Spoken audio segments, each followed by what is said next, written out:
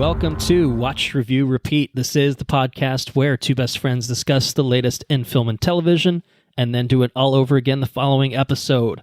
My name is Colton Brown. Joining me on this late Thursday evening, it's Mr. Andrew Meadows. Hello. Normally I would say hello, sir. But tonight I say hello, gentlemen. Oh, I was going to say, are you going to say sirs, plural? Is that what we're going for? But gentlemen, very sophisticated. Well, it's funny you say that. We are joined by a very, very special guest who returns after a long absence from the show. Welcome back, Dalton Brown. Hey, thanks for inviting me back. How's it going? It's been a while. So excited to be back on also. Hope you didn't take it too personally that it's been, by my count, roughly 238 episodes since you were on last. Is that accurate? Did I do the math on that about right? I'm going to go with that. Well, you are not here to talk about Ant-Man and the Wasp or Ant-Man and the Wasp Quantumania, because that came out many years ago at this point. You're here to talk about CinemaCon 2025, and we've never covered CinemaCon in the history of Watch, Review, Repeat, so that's a bit of a first. And I think it's a bit of a first in another way because you were there. You were at CinemaCon 2025. You were in Las Vegas, Nevada, watching all the big panels that the major studios showed up at, the big Hollywood stars showed up at, and gave us glimpses at all the upcoming movies coming out, I guess, this year and probably a little beyond maybe this year as well, potentially. Some of them, yes. Yeah, so, which is really cool. So we're really excited to have you on. Really interested to hear your insights into, what the experience was like being there at CinemaCon, and obviously hearing your thoughts on these many, many movies. We had grand designs of maybe trying to do CinemaCon and Mickey 17 because Andrew and I have watched it as well. But as I said, it's a late Thursday evening, and Andrew had to dress up as the Easter Bunny, from what I understand. That's right, and that delayed us a little bit in terms of starting things. So we're gonna keep this focused on CinemaCon. We will be covering Mickey 17 some other time. Presumably as our next episode. But for now, CinemaCon is going to dominate the conversation, and in true Watch, Review, Repeat fashion, my guess is by the time we are done talking about CinemaCon, it will be bedtime. So I think that I think it's probably going to be the right call. That's just my bold prediction. But yeah, how's everyone doing? How's everyone feeling? Are we ready to talk about CinemaCon? Do we want to shoot the shit for a few minutes? Is there a fun fact, a dad joke, anything? I don't know. There is one fun fact or one dad fact. Not dad fact. What? It's a pun. I got a pun. Dad joke. It's a dad joke. Yes. Okay. All right. So I have help. Let's see. I have a feeling. We'll see if Dalton and I can do it together. I think Dalton's got this on lock. I think he'll be able to get this right away. Same vibes. What do runners eat before a race? Nothing. Crickets. Yeah, well, they could eat. Yeah. Nothing? Yeah. All right, Is crickets the answer? They eat crickets? They eat, in fact, it's nothing. They eat nothing. They fast. Boy. So there we go. I'm gonna make an argument here. The silence was correct. Oh, yeah. They eat nothing. You're not wrong. Yeah, let's go with that. So actually, I got it. And so did Dalton, actually, too. So full credit for everyone. Very good. I'll get one of them one day, at some point in my lifetime. Someday. It is not this day, but someday. So let's talk about CinemaCon. What the hell is CinemaCon? What is it? Okay, good. I'm glad you asked. It's. I don't know. It's been around for a while, from what I understand. Yes. 2011, I think, roughly, is the first time they did it. I don't recall it being on this grand of a scale. I could be wrong. But it's a pretty big deal, right? I mean, I guess, Dalton, maybe this is the question that I should pose to you, given that you could probably describe it with a little bit more accuracy. So yeah, what is CinemaCon? I'm gonna throw that big question at you. See if you can answer it, effectively for us. Yeah, I mean, CinemaCon was originally known as Show West. There's a Show East in Miami, but it's a big show where the movie studios and the movie theater exhibitors get together and they talk about the movie theater business. The studios will show off all their new movies they have this year and the following years, and movie theaters get to talk to each other and get to see what new concession goodies they can start selling to people. It's in Caesar's Palace, so kind of like the Hangover themed stuff. Right, right.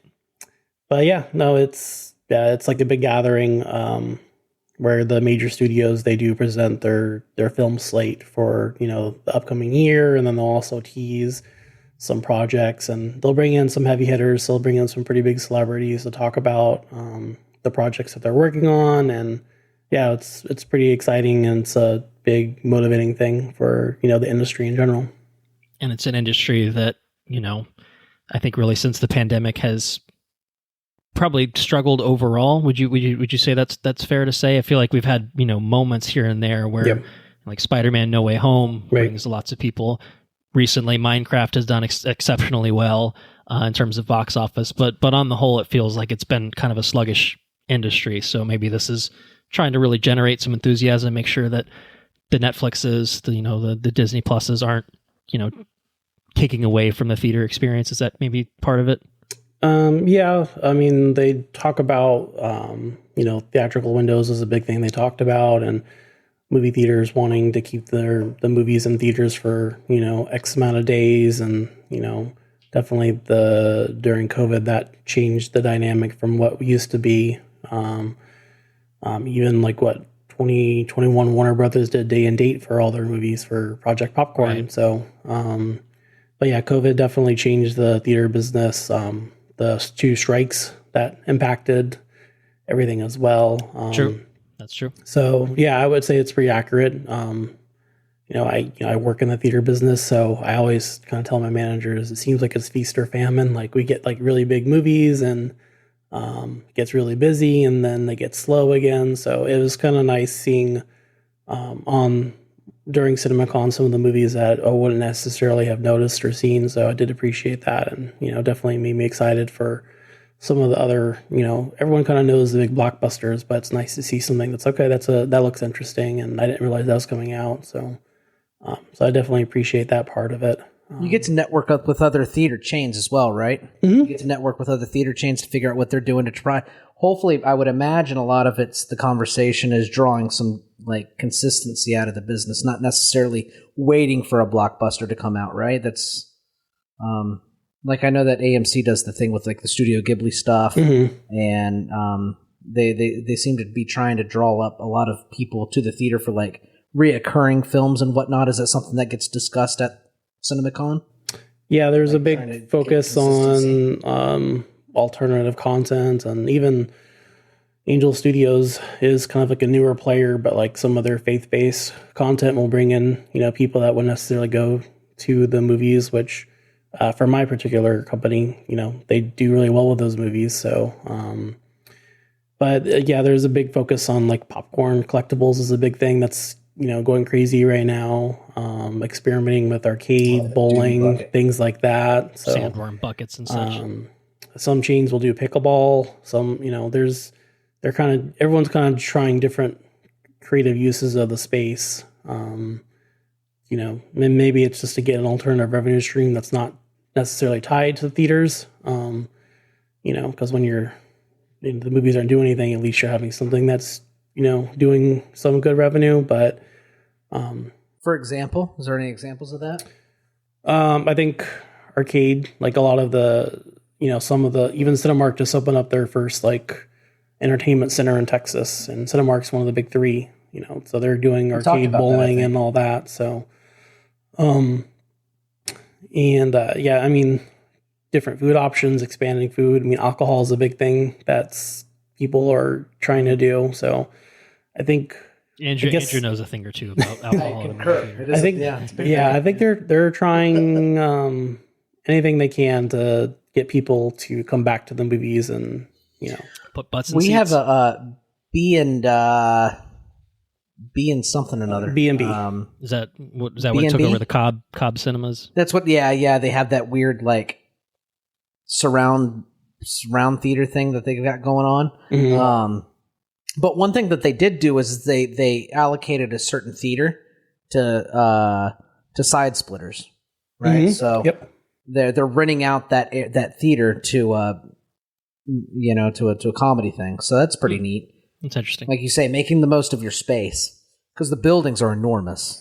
Yeah, that was a 16 screen theater. Actually, after Cobb left that location, I worked there briefly. So, it was a consulting deal that my last company did at that location. So it was a kind of a weird one compared to what we normally do. But yeah, they negotiated a deal with Side Splitters to take over one of the theaters. I think they actually took the old Cine Bistro chairs from upstairs and put them downstairs. Because they were putting recliners upstairs.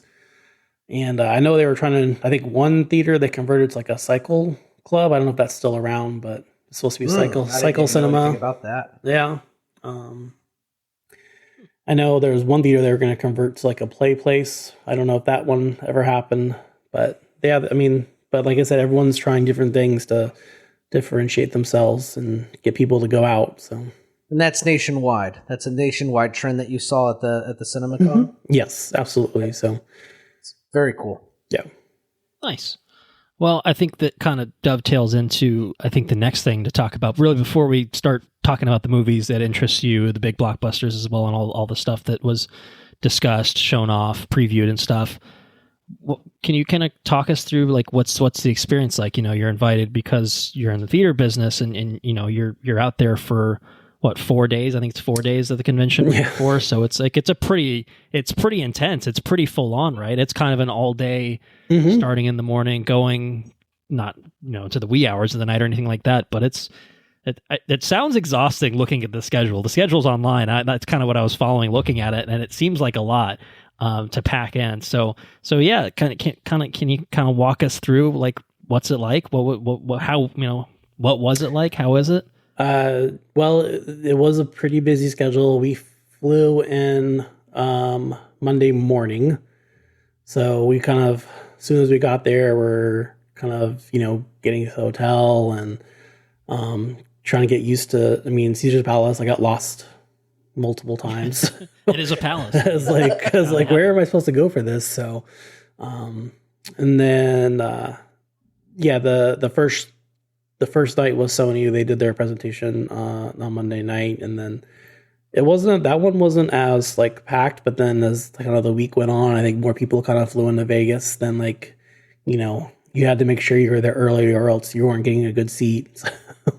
But it was nonstop because then there were workshops in the morning, and then there was the studio presentations, and then you have meetings with the vendors, people that you are trying to negotiate deals with, or try and like highlight like, hey, this is where our service levels are, where they need to be. So it's nonstop. And then kind of like what Andrew said, you meet people from other exhibitors, and you see them, and you're like, hey, how's it going? What's going on? And so yeah, it's not a vacation. No, you're exhausted, and it is like all day thing. So yeah, I feel like in my head, I think it's like I hear CinemaCon, which I didn't realize was the same thing as Show West, but I think Comic-Con, and it definitely feels much more like a, I don't know, I guess just more like a business focused thing. Mm-hmm. Obviously you've got the big showy, flashy presentations right. with your Tom Cruises and stuff coming out and talking about things, but it does seem like obviously. I don't think it's not open to the public, from what I understand. I think it's invite only, right? Yes, correct. So, the people that are there are obviously people like yourself, whereas from the outside looking in, people like Andrew and myself are like, cool. They're talking about Fantastic Four and Karate Kid and Spider-Man and all that stuff. That's what we're getting out of it. But for you, it's a very, very different experience, which is really interesting to hear. Yep. So, yeah. All right. The car business has the same thing. It's called I think it's called the NIADA. No, that's not right. I think it's called I never can go because there's only like 3 of us. I was saying, have you ever been? No, never been. But they always hold them in like Vegas and stuff. And it's a big networking thing. You meet different vendors that do different things in the car business. And it's literally just like, from what I understand, you're pounding the pavement the whole time. You're just walking the beat, trying to gather as much information about things that can better your business and what's out there. And Sarah's dad does the same thing in the roofing industry. They have big roofing conventions, and it's the same thing. Find out what vendors are making what things so you can start picking up that product and selling it. And sounds like a really interesting thing. I'd really like to go to something like that just to, see what it's like. But I think it's for this podcast and for the things that we're interested in. I think it's really cool to have insight in this. Yeah, so they had two different trade shows, and one was kind of focused on like the technology and projection stuff, which is cool.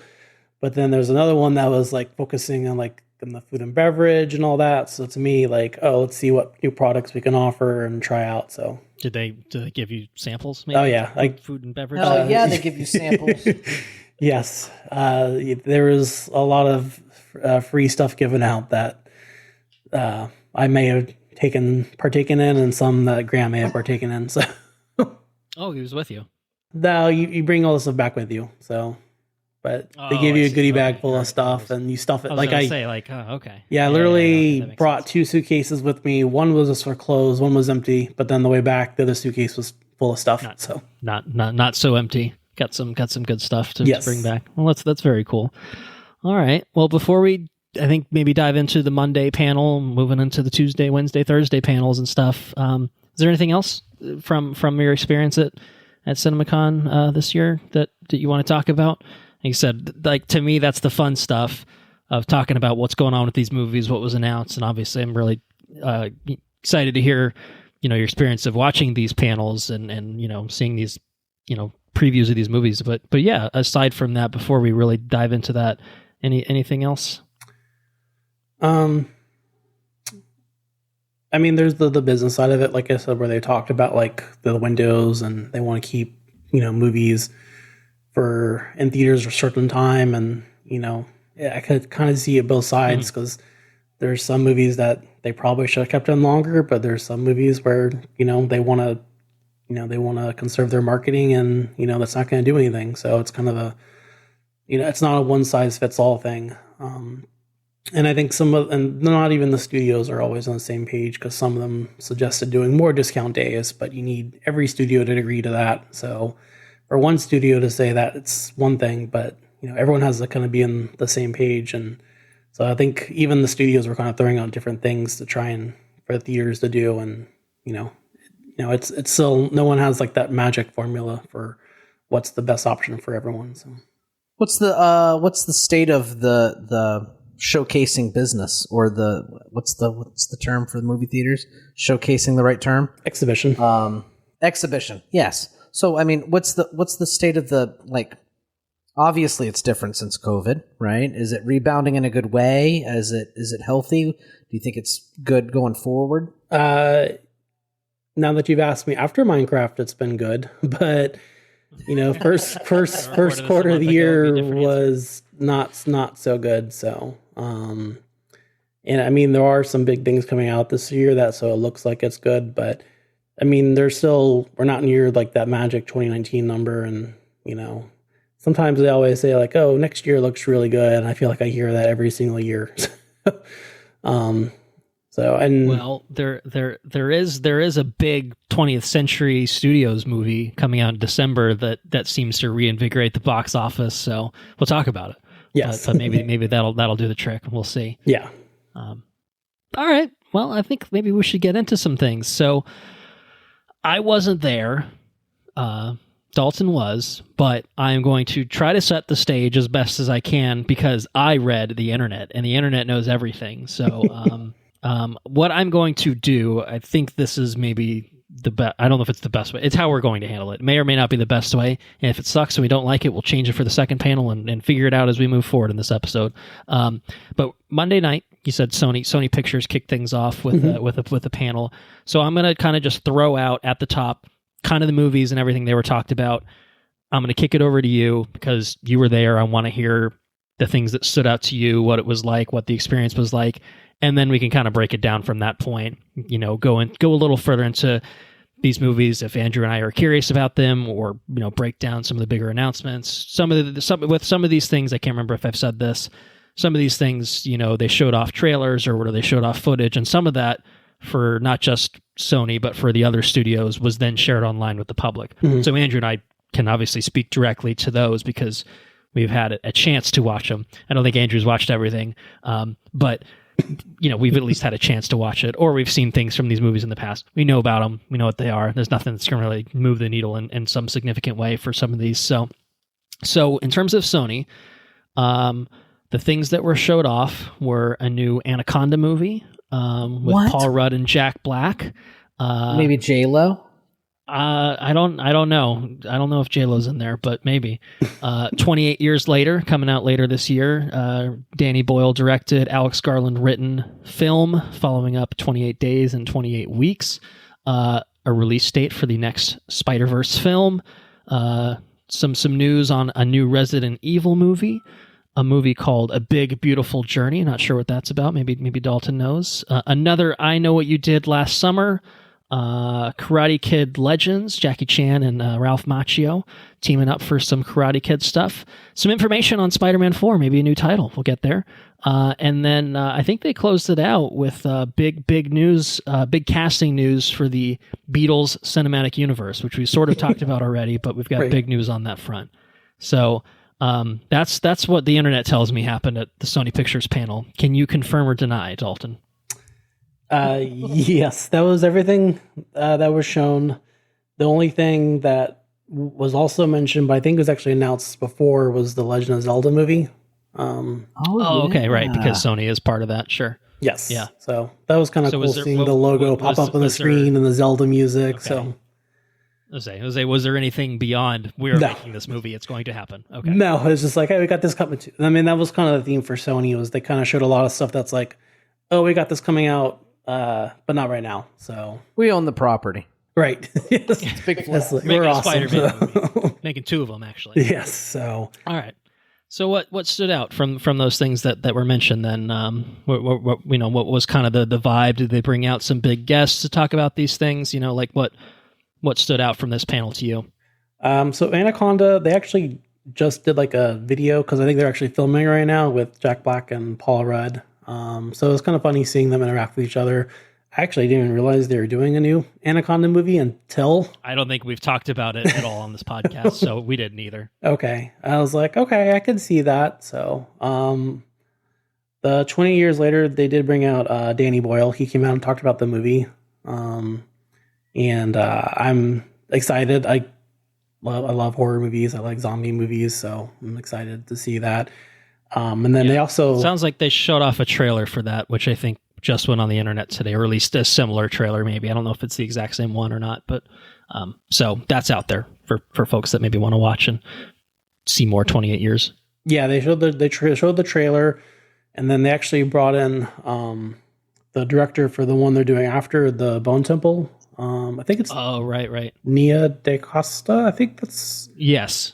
Yeah, she did the Marvels, I think, most recently, and like that's like next year, like already filmed and stuff, right? Yeah. They talked about. Yeah, and they basically said like they have a third one that they're ready, but it depends on how these do. So go see them. Yes, like please buy our tickets. So it's definitely going to be rated R, so it's probably going to cut into the audiences a little bit. But maybe Deadpool and Wolverine did pretty well, So yeah, never say never. Yeah, but I think there's a lot of people that know the previous movies, and it's been a while. So, I mean, it has obviously some good talent behind it. So, sure. I mean, Beyond the Spider-Verse, they showed like very brief, like I wouldn't even know if it was considered footage, but it's more of like, here's our release date. It's actually coming out. Yeah, Well, it's actually coming out June 4th of 2027, so who knows if they've actually started animating anything on it to begin with. Whatever the part 1, part 2 business they were pretending they had with Across and Beyond was obviously bullshit, because they are taking their sweet time with this, which is fine. Get it right. But at the same time, when you put out half a movie and then you wait 4 years to put out another one, people might get a little impatient with you, you know? Yeah, it is. I mean, I think it'll be worth the wait, but it's, yeah, I hope so. Yeah. if it's like the first two, it will be, but yes, when you're in the waiting period, it sucks. Yeah, especially when they left on a cliffhanger like that. So totally. Yes. Half a movie. Really good half a movie, but half a movie. Yeah. I mean, Resident Evil, I didn't realize they were doing another Resident Evil movie, to be honest with you. It's another Resident Evil, not related to Welcome to Raccoon City, not related to the Paul W.S. Anderson schlock. Yes. So third time's the charm. They did bring the director out and he talked about it briefly. I mean, I hope it's going to be good. Yeah. I think it's the guy that did Barbarian. So maybe that, okay. Is something. Yes. So, I mean, we'll see. I don't know if it can be worse than the other ones. Challenge accepted. Yeah, I mean, there's potential there, I think. There's definitely room to make a good Resident Evil movie, but yes, hasn't happened yet. No, it hasn't. So, A Big Beautiful Journey, they showed the trailer for it.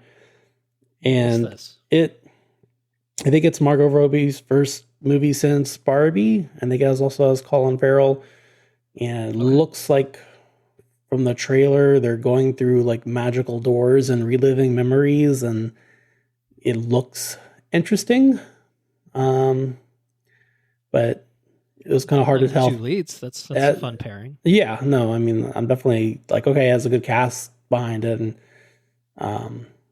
Colin Farrell can definitely act,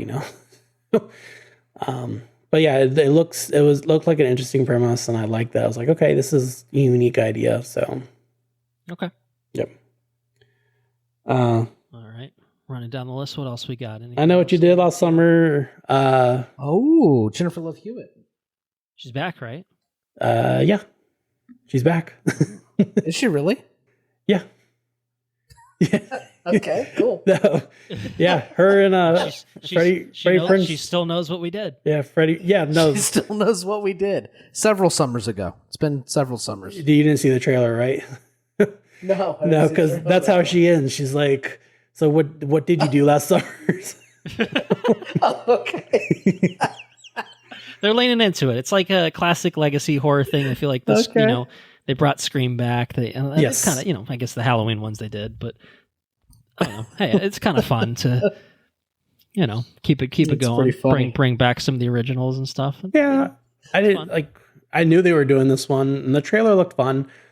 Was it necessary? Maybe not, but it looks like it's fun. So, was anyone asking for it? Is it going to be good? Who knows? But it could be fun. You never know. Yeah, absolutely. So, Karate Kid, they actually did like a karate demonstration, like the theater lights dimmed and they had like a whole karate class came out, and yeah, it was really cool. So yeah, it was neat. So and then they had like Ralph Macchio, and then the kid, I think his name Brandon Wang, is that his name? I think he's the new Karate Kid. Ben Wang. Ben Wang. Okay, yeah. So yeah, they came out and they talked about the movie. So, no Jackie Chan, unfortunately, but yeah, he's too much money to bring him out to Vegas. He's busy. So, but yeah, it did get me excited about the movie. I was like, okay, like I'm kind of curious to see where this is gonna go. I'm not a Cobra Kai. I haven't seen any of that, but I have seen the first. But you've seen Kid, but I know what it's about. Kids, so. Perhaps. And you're pumped up though because of seeing that, right? Yes. Those people coming out. That was a cool experience. Yeah, that was cool. Wonder if we ever move into like an area where they're able to because if they could do that for everybody, well, everybody would be pumped, right? Like a 4D cinema experience sort of thing. Well, not even. Well, I mean, even if it was like, I don't know, even like if you could just like Yeah, like have a performance for a trailer or something. You know what I mean? Just for a trailer, not even for the movie itself. Yeah. Just a little sample thing or something. There's Megalopolis. Megalopolis, there was a point where Yeah. someone would stand up in the theater and interact with the screen and ask Adam Driver questions, right? Wasn't that a thing? I don't think they did it for the regular exhibition of the movie, but for like the Caine stuff, like when they did it, like they had someone go up and perform as for part of the movie, which is for the one person watching the movie. So. Yes, but you're right. All right, fuck that idea. There was a thought. There's some logistical issues that could be problematic, but you know, what 16-year-old working at the theater wouldn't like to do a karate demonstration or talk to Adam Driver, you know, behind the screen? I don't know. Could be fun. Funny. Yeah, could be fun. Yeah. Karate Kid Legends. They did put the trailer out for this. I watched it. I think this looks pretty good. I'm in on this. I mean, I have watched Cobra Kai, and this definitely is very, very different from that. Definitely a step aside from that, but it's fun seeing Ralph Macchio and Jackie Chan together. New Karate Kid looks good, and Ming-Na Wen, ageless Ming-Na Wen looks, you know, I don't know. It just feels like it's kind of a nice blend of things. I don't know. I could see this working pretty well. So wasn't Jackie Chan in the other Karate Kid movie they did like years ago? Right. Okay. Yeah. With Jaden Smith. And okay. I think that's kind of the point. They're like merging it. Yeah. That was like a reboot, but not really. Like now it's part of the same universe. Okay. And, you know, worlds colliding sort of thing. Yeah, I think that's kind of the point of it, which is fun. I don't know if that movie was any good. I never saw it. It was called The Karate Kid, but he taught him kung fu. And they seem to address that in this movie, in the trailer, at least, being like, well, I only do kung fu. I need you to do the karate. And it's like, well, at least they're acknowledging that these are different martial arts. So, you know, that makes sense. I don't know why they called it the Karate Kid. I mean, I do. Kung Fu Kid. But, you know, Kung Fu Kid, I think that could have sold. You had Jackie Chan in it. Would have been fine. Yeah. Whatever. Yeah. Yeah. Okay. Couple more things. Spider-Man 4, right? Spider-Man. Do you guys already talk about the new title? We have not. We have not talked about it. So, okay. What is it? Do you know what it is? You want to reveal for the listeners? It's Spider-Man Brand New Day. Ooh, coming out July 31st, 2026. I think sandwiched between the two Avengers movies. I think Doomsday will be out before, and then Secret Wars will be out after, but the following year or something like that. So, Brand New Day, I think, what did they bring out? They brought out Destin Daniel Cretton, the director. Yes. Yeah, did you get like a video message from Tom Holland or something? Yeah, there is a video message from Tom Holland. They brought out the director, which I think is the same director that did Shang-Chi. Yes. Which I did like. So, I mean, he talked about like his kid's first words were Spider-Man. He's like, Spider-Man. So that was pretty funny. So, but... yeah, I'm excited about it. So I don't know what it's about. Details. No. Right. Yeah, other than, I mean, people don't know who Peter Parker is anymore in theory. So, you know, he's just should be Spider-Manning about. And I don't know. We hadn't talked about this either, but I think Sadie Sink was announced as joining the cast, but we don't know who she's playing. She's Max from Stranger Things for anyone that can't picture her from the name alone. I've seen Jean Grey thrown out, which would be kind of weird and interesting.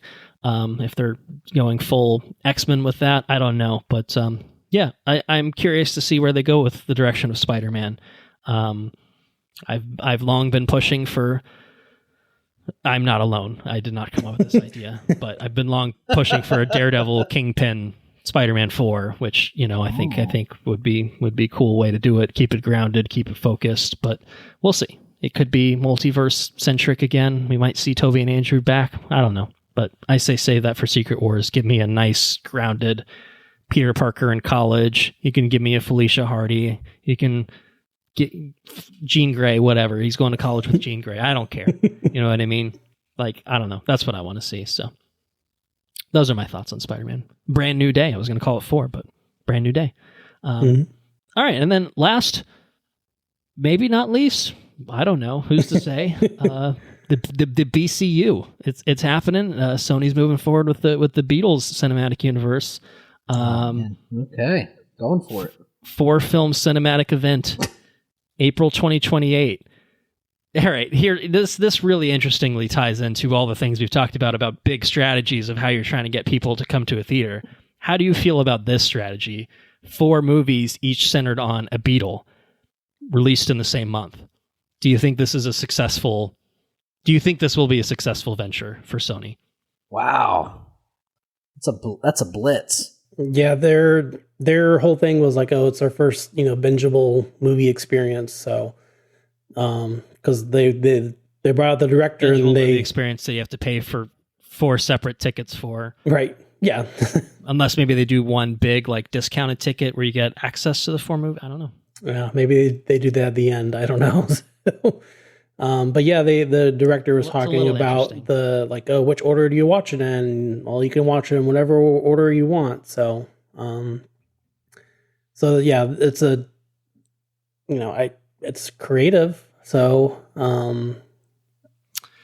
never been done before, cool. And we'll find out if it will be done ever again after April 2028. Yeah. And then it was really cool because they actually announced the cast, so they brought them all on stage. So they did they? Oh, that was going to be my follow-up question, was did they actually bring them out? Mm-hmm. So all right, so we got the 4 Beatles, not the 5th guy because he was kicked out. Yeah, Ringo took over. Sorry, Pete. Paul Mescal playing Paul McCartney. Joseph Quinn playing George Harrison. Barry Keoghan playing Ringo Starr, and Harris Dickinson as John Lennon. So those are the Beatles. Those will be our Beatles as part of the BCU in April 2028, which is that's cool. Some solid up and coming actors there. Yeah, it's a hell of a gamble, but I respect that they're going for it. 4 movies, same month. How much money are they spending on? I have many questions. I have concerns, and I imagine I'm not alone in that. Yeah. But it's funny. It's definitely interesting. You were sitting here talking about this. And this entire time, I always thought it was the Blue Beetle. I thought it was like a Blue Beetle verse. But if you're, if you're telling me it's a band Beatles for movie event. What the? Well, the plot twist is they all turn into Beetleborgs at the end. Big bad Beetleborgs. So it's everything with that's incredible. With Beatles is getting thrown into a bold blender. Move. It's very bold. I don't see this doing very well. It's my bold prediction. I think it's a poor idea. Oh, you naysayer, you. Yeah, I'm sorry. This is Sony we're talking about. When has Sony ever done anything stupid in terms of making movies? Well, what? We'll see what they... Morbius? Adam Webb? What? What'd you say? Maybe making a, Get out of my ear, Kraven the Hunter. 2.5 hour movie about each Beatle is the way to do it. I don't know. They might only be 2 hours each. You never know. Maybe they're hour-long. Maybe they're hour-long anime movies. They could be. They could. I guess we didn't see footage. We only know the cast and the director. There's an idea, but yeah, I don't know. We'll see what happens. We'll see if it happens. This. I know who won't be 3 years seeing away, it happen. So. I know that. I won't be seeing it happen. I can almost guarantee you. But yeah, come on. If the pod's still going by then, I think we almost owe it to ourselves. That's a big commitment. So 4 movies in 1 month. Maybe 4. That's a whole month dedicated. 4 in the theaters. That's a whole month of theater visits. I don't want to say like, hey, why don't you just do this on streaming where it's and maybe a platform where it actually sort of makes sense to do something like this. But this is a hard sell. It's a hard sell for sure. Okay, but we'll see what happens. And that's Sony. So moving on to Tuesday, I think, or any other final thoughts before we move on? Sony Pictures panel. Good. Would you say thumbs up overall, Dalton? That you were there. Pretty solid start. Yeah, it was to me a solid start. There's a lot of question marks, like the Beatles release strategy, whether Anaconda or Resident Evil. Was there any? I know what you did. Like debates. Like, are they going to be any good or not? So. Like, were any spirited debates about the Beatles after the panel? I think there was a lot of confusion and then about pushed it to the side. There's definitely a lot of confusion about this, like the release strategy about oh, okay. I think that the idea is they want to try and create like some type of event where like it's like similar to like Barbenheimer, like okay, you have to go to the theaters. I don't know if they're going to quite get that, but we know what they're going for. Yeah, they're trying to make an event of that's what their goal is. So maybe if they have Karate Kid event, listen, there will be karate children at the event. And if you look at your phone, they're gonna chop it out of your fucking hands. Man, if there was karate children at the Karate Kid event, who's not going? That's the way you got to market it. But what do I know? I don't know a lot, so it's nothing. All right, moving into Tuesday. You got a night's sleep, and then you wake up Tuesday. And you probably got some, businessy sorts of things in the beginning of the day, and then what? Lionsgate strolls in at some point. I guess they're pretty early in the day. It looks like 9 a.m. to 11:30. They were part of that block. Yeah, they were pretty early on. I think because Tuesday, I think there was 2 different ones. So you hit a buffet. I did not hit a buffet. You got samples and stuff though. You're probably fine. After the Sony thing, there was like a after party at one of the nightclubs, so that was fun. So it was like on the rooftop, so cool. You could see like right above the strip. So that was fun. Wow. So. Okay. Wow. You're bearing the lead. You didn't even tell us about that. Yeah, we need to. We need what happens in Vegas stays in Vegas. I understand. I get it. Respect. All right. So Lionsgate brings us some coverage, some previews of a few movies, including Ballerina, the upcoming John Wick spinoff, movie called The Long Walk. I should say previews, but I think just information is probably generally true for some of these. The Hunger Games, Sunrise on the Reaping, another Hunger Games, I think, prequel. More John Wick, lots more John Wick, including John Wick 5, a John Wick prequel anime. Ooh. Now You See Me 3, or should I say, Now You See Me, Now You Don't. The Housemaid, and the Weekend seemingly big movie called Hurry Up Tomorrow. So right. So let's run down that list. What notes do you have for us on this Lionsgate panel, Dalton? So Lionsgate, they did a pretty good job, I will say. Ballerina they did show a trailer for that, and Ana de Armas, she is definitely an action star. She actually won like the CinemaCon action star of the year. I think she's the first female to win that. So that's pretty cool. She's badass on that Bond movie. I'm looking forward to seeing awesome. What she's got going here. Yeah, no, she actually came out, so that was kind of cool seeing her. And I actually fire hose. And actually, I actually saw her walking around like the casino. So you did not. I did. So did you take a picture with Ana de Armas? No, I did not. So he was respectful. Yes. He took some creep shots. No, I'm just kidding. But Ballerina looks really good. So John, I do like all the John Wick movies that I've seen. I think John Wick. I saw the last one, but the one before I had skipped. But would we say John Wick kicks? What? John Wick kick? What was the last one? John Wick 4? Was that the last one that came out? 4 was the last one. Yeah. When he fell off the roof. No, when he fell down the stairs. Yes. When he fell, yeah. Before, yes. A lot of stairs. Not the stairs is really underselling it, to be honest. I remember watching that and I was like, what the? It's like 5 minutes of stair. It's a wild movie. Yes. So yeah, Ballerina looks awesome. I'm definitely excited about that. So yeah, I'm equally excited for it. That's later this year, I think. Yes, I think it's in June. Because it was supposed to be last year. Yes. Yeah, I was the same May or June. I can't remember what the exact release date is of it, but yeah, it was bumped from last year because I think they were doing some reshoots to maybe get it in a little better shape. June 6th of this year. So yeah, not just a little less than a couple months, month and a half ish. It's not bad. So looking forward to that. Yeah. Next they had The Long Walk. All right. What else did you see that? Did they have? I don't know if they did a trailer for that online, or if you guys had seen that. No, I don't really know much about this. I guess I'm looking at it now. It's a Stephen King adaptation. Yeah. From what I can tell, Mark Hamill is involved, maybe. Yeah. So Mark Hamill actually came out, so that was seeing Luke Skywalker himself was pretty awesome. Luke Skywalker. Oh, yeah, but he plays the villain in this movie. So, and okay, yeah, cool. And really cool.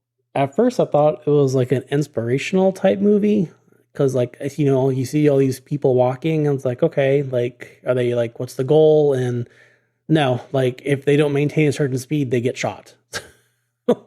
And only one person can win. Okay. What is this movie? What the fuck? The Long Walk. That sounds more appropriate for a Stephen King. Yes. I guess not adaptation of a novel. Okay. Yeah. All right. Yeah.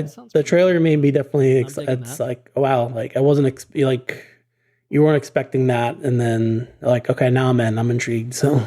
And that's. I mean, I don't know that we've talked about this movie at all, and I don't know that we knew it existed, but September of this year, so it's really just a few months away, which is pretty cool. It sounds pretty interesting from your description and just looking at it a little bit. It's directed by the same guy that I think does like the Hunger Games with the last couple movies. So which that's when they announced the next Hunger Games, the Sunrise and the Reaping, segue. I think. Yeah. Which, again, I think this is another prequel. Yes. Because not that any of us... Well, maybe you did. I don't think Andrew and I saw the last one they put out. No, I did not. So, but I do know this is the one Songbirds and Snakes. I know these things. Yeah, this one focuses on Woody Harrelson's character, I think. So... Okay. Which I did remember from the first trilogy. When he was younger. Yes. When we see Woody Harrelson. Yeah, so they showed the logo off, but they didn't announce a cast or anything like that. And then I think it's coming out Thanksgiving time next year. Next year, yeah. So little time for that. Yep. Okay. And then we got some big announcements in the John Wick-averse, right? John Wick 5, which they're going hard. Interesting. Yeah. All right. I'm 5 of these now. Did they watch John Wick 4? Did they watch the movie they made? I was like, did they just spoil the movie for him? John Wick 5. Then they're doing an anime prequel, which that could be cool. Yeah. Okay. And I think they're also doing a Donnie Yen spinoff too from his character. Oh, that's right. The Caine spinoff. That's right. Yeah. I think we knew about that a little bit. So lots of John Wick going on. Ballerina, obviously, which we've mentioned, but a full proper John Wick sequel, a full proper John Wick prequel, and a full proper another John Wick spinoff. And another spinoff coming out this year. In addition to the TV show that they already put out a few years ago, which apparently was fine, but nothing special. They're. I mean, hey, I get it. It's obviously a very successful franchise, and I think a franchise that probably doesn't cost a lot of money to make these movies, but generate, I imagine, a pretty good return for what they do cost. So I do think it makes sense. But you obviously, I think, when you do too much with one thing, you probably risk oversaturation, or diluting the product a little bit, in the sense that, I don't know, like Ballerina does have Keanu in it. Presumably a John Wick 5 will have a Keanu in it, one would think, if it's John Wick 5. Right. But again, we'll see how that goes story-wise. I don't know. I'm in until I'm out, is kind of how I feel about John Wick. And right now I'm still in. So until they lose me, hey, all right, let's see more John Wick. Right.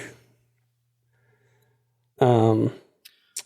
I think the Now You See Me, Now You Don't territory was the next one. I'll be honest with you, I have not seen the other ones, the first ones. So. Didn't they already make that? They've made 2 of them, and this is the third one. I don't really care about this personally, but I'm glad that they are using the title that they... Yeah. This is Jesse Eisenberg, Mark Ruffalo, Morgan Freeman, maybe? I don't know. I've never seen any of them. They always kind of looked kind of shit, but probably classic hotel movie sort of vibes, where it's just I think I have literally seen clips, bits and pieces on a hotel TV, and that's the only time where in my brain I'm like, this is the time. This is the time to watch Now You See Me and Now You See Me Too. But I mean, I think the fact that they're making a third one would suggest that these are there for, these are being made for someone. It just may not be us, and that's fine. I think I think it's been a while since. It has been a while. It's been a very long time. Feels like it. Yeah. Going back to it. Hey guys, we need to make something. We need to make it. Let's. Hey, we haven't made any of those magic movies in a while. Let's make some of those. Right. Like, pull some money out of the hat. So hey, it's there for someone. God bless them. What's The Housemaid? Was that? I don't know if we had I don't think we've had a public trailer for that. Oh, Sydney Sweeney movie. And Sydney Sweeney. Okay. Is this, do what? What movie is this? The Housemaid. Oh, it's a psychological thriller. Okay, I wasn't sure if this was like anyone but you shades, but no, it's not. It's definitely not. It's what it sounds like. So, what did they show off footage from this? Yeah, they did. They did show off the trailer. Exciting. Yeah, and actually, I forgot. Sydney Sweeney came out. I do remember her coming. And then the other, do you know? The other, eyes, sir.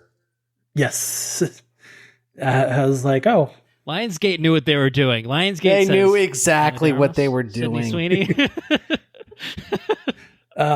We asked them, how did Lionsgate do? Oh, they did pretty good.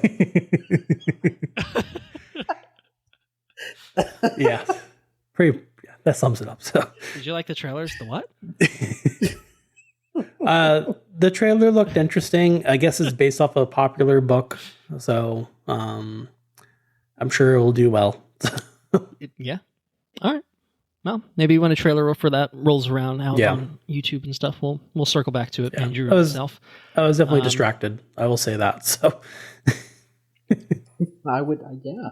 Fair enough. Well, were you distracted with the presence of the Weeknd himself? Maybe The Weeknd was on stage as well. Yeah. Did he come out and do a performance? Did he do a thing? He did. He do a thing with that. him? They were talking about this movie, and I didn't realize his name was Abel. Like, I was like, who is this? And then I was like, oh, it's The Weeknd. The Weeknd's name is Abel? Who is this Abel Tesfaye? Yeah, because they had, I know that they had Jenna Ortega on there, like, talking about it, and then they showed the trailer from the movie, and then, like, while the trailer's going on, you could see in the shadows, they're, like, doing something on the bottom, getting something ready for something. And as soon as the trailer was over, like, The Weeknd did a concert, and that was pretty cool. Man, god dang it, man. Go to this. Pulling out all the stops. Sounds ridiculous event. Sydney Sweeney, Weeknd concert. Okay. Yeah, it was like, oh, like, this like, kind of hit, like, oh, this is, like, really happening. Man. It sounds like a surreal experience, though. Like honestly, like all of this, especially this presentation, sounds like it would feel very surreal just being in the room. Like how, like what's the setup for this? Like, there's I assume there's a stage. Like what is it? Like an auditorium sort of space? Like what? Like are you sitting in folding chairs? Like what's going on here? No, it's the stage for us. It's like the Coliseum, the Caesar's Palace. So I don't know how many seats it is, but it's at least, 300, 400, 500 seats inside the theater. And yeah, there's a stage in the middle and there's a screen and, they can, like, we'll get to it later, but they did other music stuff too later on. But, shit. Yeah. So it was a legit concert. So, and then nice big screen when they're showing all the trailers. So. And like how, like, are you sitting in the same place for each of these, or is it a different seat every time you go into that theater? Like, are you sitting there all day in the same place, or are you like going to different spaces for these? No, it depends on how early you get there, and then how popular that presentation is, and like if you don't have the bag, you can get in pretty easily. But if you bring a bag, you have to go through the bag check line. So one of our managers, she would wait in the line because she had her purse, and then we would let her know, like, hey, this is where we're sitting, so she would come find us. So gotcha. But yeah, we got some pretty good seats for some of them. One time we got the balcony, which actually didn't think it was that bad either, because we were in the first row of the balcony. Yeah, we did that at the Star Wars convention that one time. We did. Yeah, it was pretty awesome. I think we were in the same room as some celebrities, so don't think you're too special. Okay. We have seen celebrities.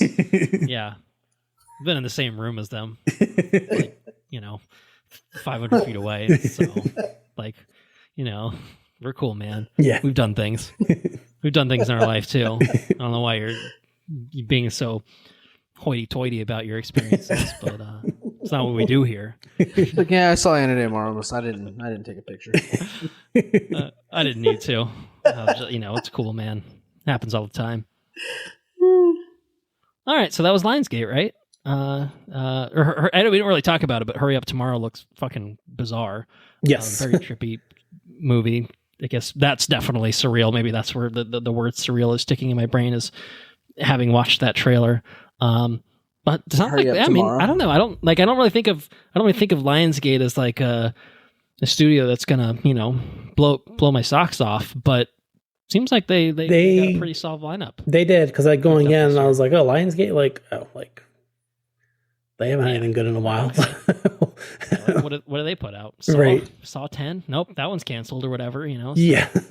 No, and then maybe, I don't know if it's just going on the lower expectations, or they actually good slate, or a combination of the two, but it was all pretty awesome. I was like, oh, these are some really good movies coming out. So, and I, like I said, the Hunger Games and John Wick's, the roles are going to be cool, but that Stephen King one, The Long Walk, that one looked really intriguing to me. So I was like, okay, I'm excited for those things too. So it's fun that it's putting some different things on your radar, and I guess by extension our radar now too. So yeah.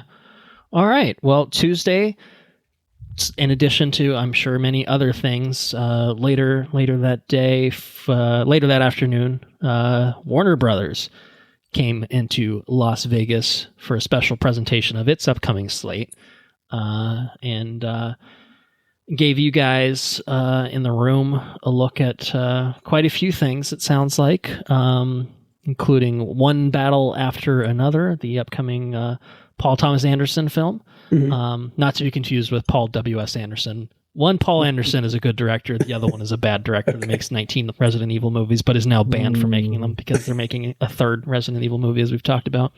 The Bride, Maggie Gyllenhaal directed, I think, maybe? She did. Yeah, she directed it. Yeah. Which, interesting. We'll talk about that. Final Destination Bloodlines, another Final Destination. Weapons, which I think is, speaking of Resident Evil, I think the same director is that, if I'm not mistaken. Yes, it is. And then a big look at F1, Brad Pitt and F1. I think there was a lot of footage shown off of that. And then I think they closed it out with Superman, with some footage of Superman. Yes.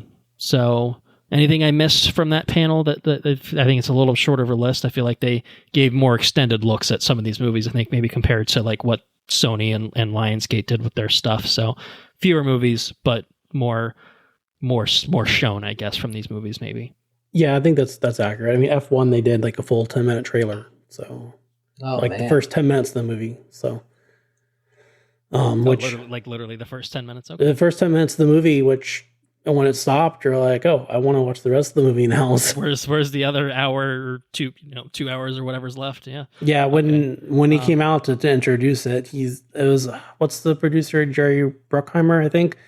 He's like, last time, I brought you guys Top Gun Maverick, and I'm bringing this one to you guys. So, a lot of expectations, I guess, for it. Yeah. I mean, it doesn't have quite the, Top Gun brand attached to it, but it's got star power. Obviously, Brad Pitt, certainly, I think, brings some star power to it. There's a new trailer out for this, which is not the first 10 minutes of the movie. It should be said, and I assume the first 10 minutes must have some driving stuff in it, because otherwise it probably wouldn't be exciting. But that's what I'm most pumped for about this movie, is the story, and I'm like, okay, whatever.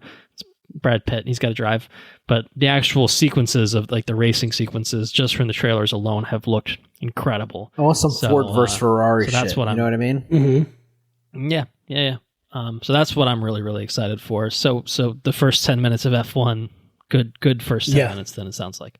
Yeah, there was definitely, like I said, I wanted to watch the rest of it, and they looked incredible. The racing, and I mean, Brad Pitt, he's always does well in every role. So.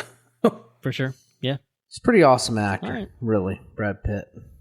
And I know they filmed it I know they filmed some of the movie at Daytona, the track there. So I think they went around and used all the various, places around the world. So, it's pretty cool. It's like shot on location. So yeah, that's neat. All right. What else from this presentation did you get some looks at that you want to talk about? I mean, one battle after another. They did show the trailer for it. I don't know if that's online.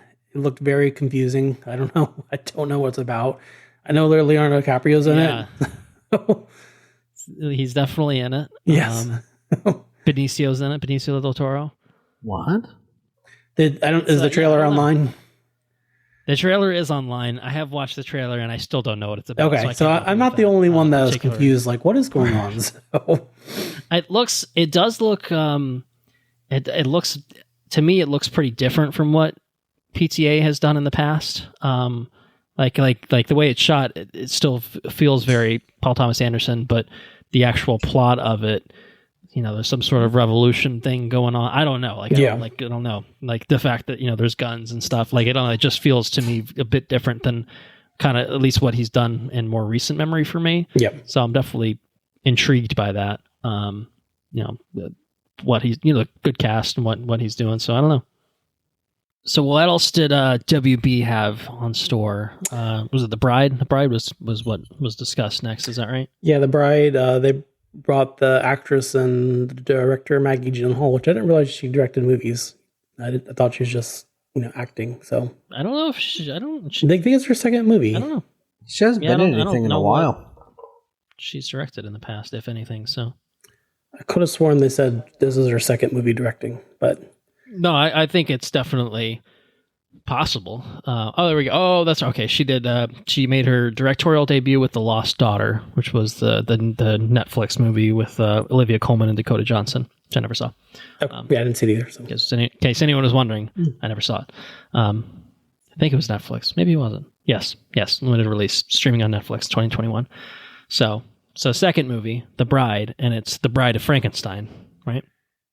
Yeah, Wow. It's Bride of Frankenstein, cool. But it's very Sid and Nancy version of it.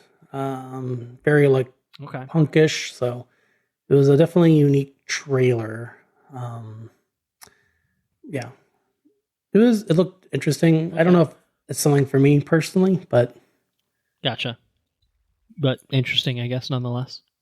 Yeah, I mean, I don't know what else to say about it, so it was like, oh, I didn't realize they were making this. So. Well, you don't have to. Let's not force it. It'll be a thing. It'll be a thing. I don't know how much demand there is for it, but will it put asses in seats? That's the question. I guess if it's good, I don't know. I don't know. A few. Yeah. You might put a few. Yeah. Suspiria put a few asses in seats. Yeah. Not many, but I think put a they few. moved right. it. This was supposed to be this year, but I think they bumped it to next year. Maybe in March of next year? March of 2026. Yeah. Like I said, I think because I feel like Andrew and I talked about it on our Look Ahead episode, because it was supposed to be both September and October of this year at different points, but now it's a 2026 movie, so we'll get something on at some point. But she did. Yeah. I do remember it was shot in IMAX, so she talked a lot about filming that on IMAX, and so I thought that was interesting because she said I never want to go back, because it was just such an experience shooting that. So that was one thing I do remember standing out in the panel when she was talking about the movie. So okay, nice. So New Line came out. I guess they did Final Destination Bloodlines. I think got some footage. I'm seeing maybe Conjuring and Mortal Kombat. Home to Fort. I don't think they gave anything on that. I think they just. I see. I was misreading what this article was telling me about things that New Line has done in the past. But what they did bring to the table was Final Destination Bloodlines, with footage, trailer. This was along those lines. Some right? footage from the movie, and I don't think I've ever actually sat down and watched a Final Destination movie. I know what the premise is. Whenever I'm driving on the highway, I make sure I'm not stuck behind the log truck. Yeah. Don't stop on the train tracks. Scarred an entire generation of people driving. Yes. But the trailer made me okay, I do want to see this. It I'm not a huge gory type of horror. I like more supernatural, but the premise of it and just how it worked, I was okay, And the way they set it up is like, and I don't know if this is from the other movies or not, but like, they think the way to not do the curse is to like they have to kill someone else, or fake their death. Okay, interesting. Yes, yeah, I've seen a few of these, but I think after the fourth one, I fell off the wagon. Wasn't there like a 3D one or something? There was, I think that was the fourth one, because there was one. It was like Final Destination 1, 2, 3, pretty standard, and then I think the fourth one, but it could have been the fifth one, was the Final Destination. And I was like, putting the on it, like, okay. Is that the one that came out when we went to go see Pink Panther? I don't. Do you remember that? Do you remember what movie that was? No. We were supposed to go see Pink Panther. I just had my eye surgery. We didn't go see Pink Panther. We watched Final Destination. I had to go throw up I had to go throw up in the bathroom because my eyeball hurt so bad. Did we try to watch it in 3D? Probably. Was that what caused the nausea? Like, with the fact that your eyes are all fucked up and you're trying to watch something in 3D, which is not helping at all. I think so. I think that's probably what did it. Sounds right. Yeah. The Final Destination 3D. Yeah, the Final Destination, which was 2009, so that would have been high school. I think that tracks. And then I think, they put that one out. I think that's what it was. They put that one out in 3D. So bastards. Was that the last one, 2009? Flying at you in 3D. No, they did another one, 5, in 2011, and then Bloodlines now. So they did all right. I mean, to their credit, in the I Know What You Did Last Summer vein, they did retire it for a bit, and then they're like, all right, now it's time. Bloodlines. Yes. So it's been 14 years. So, that's not nothing. For a horror franchise, that's actually pretty good. That is pretty good. Yeah. But yeah, they did 5 in 11 years, took an 11 plus year break. Now they're back. Now they're back with Bloodlines. So it looks like there's a trailer. It looks like a Final Destination movie from the premise and everything of it, and I think it's probably the type of movie that you're either going to like or you're not going to like, and nothing is going to change your mind. Everyone, you know what the movie is going to be like walking in the door. It could obviously be a better version of that or an inferior version of like what that type of movie is, but it's a very specific type of thing to begin with. So yeah, it was funny because they showed the scene from the movie, and it was what you would expect, and then it ends and the lights come back on, and then the studio presentation guy is like, and the Oscar goes to, and so everyone started laughing.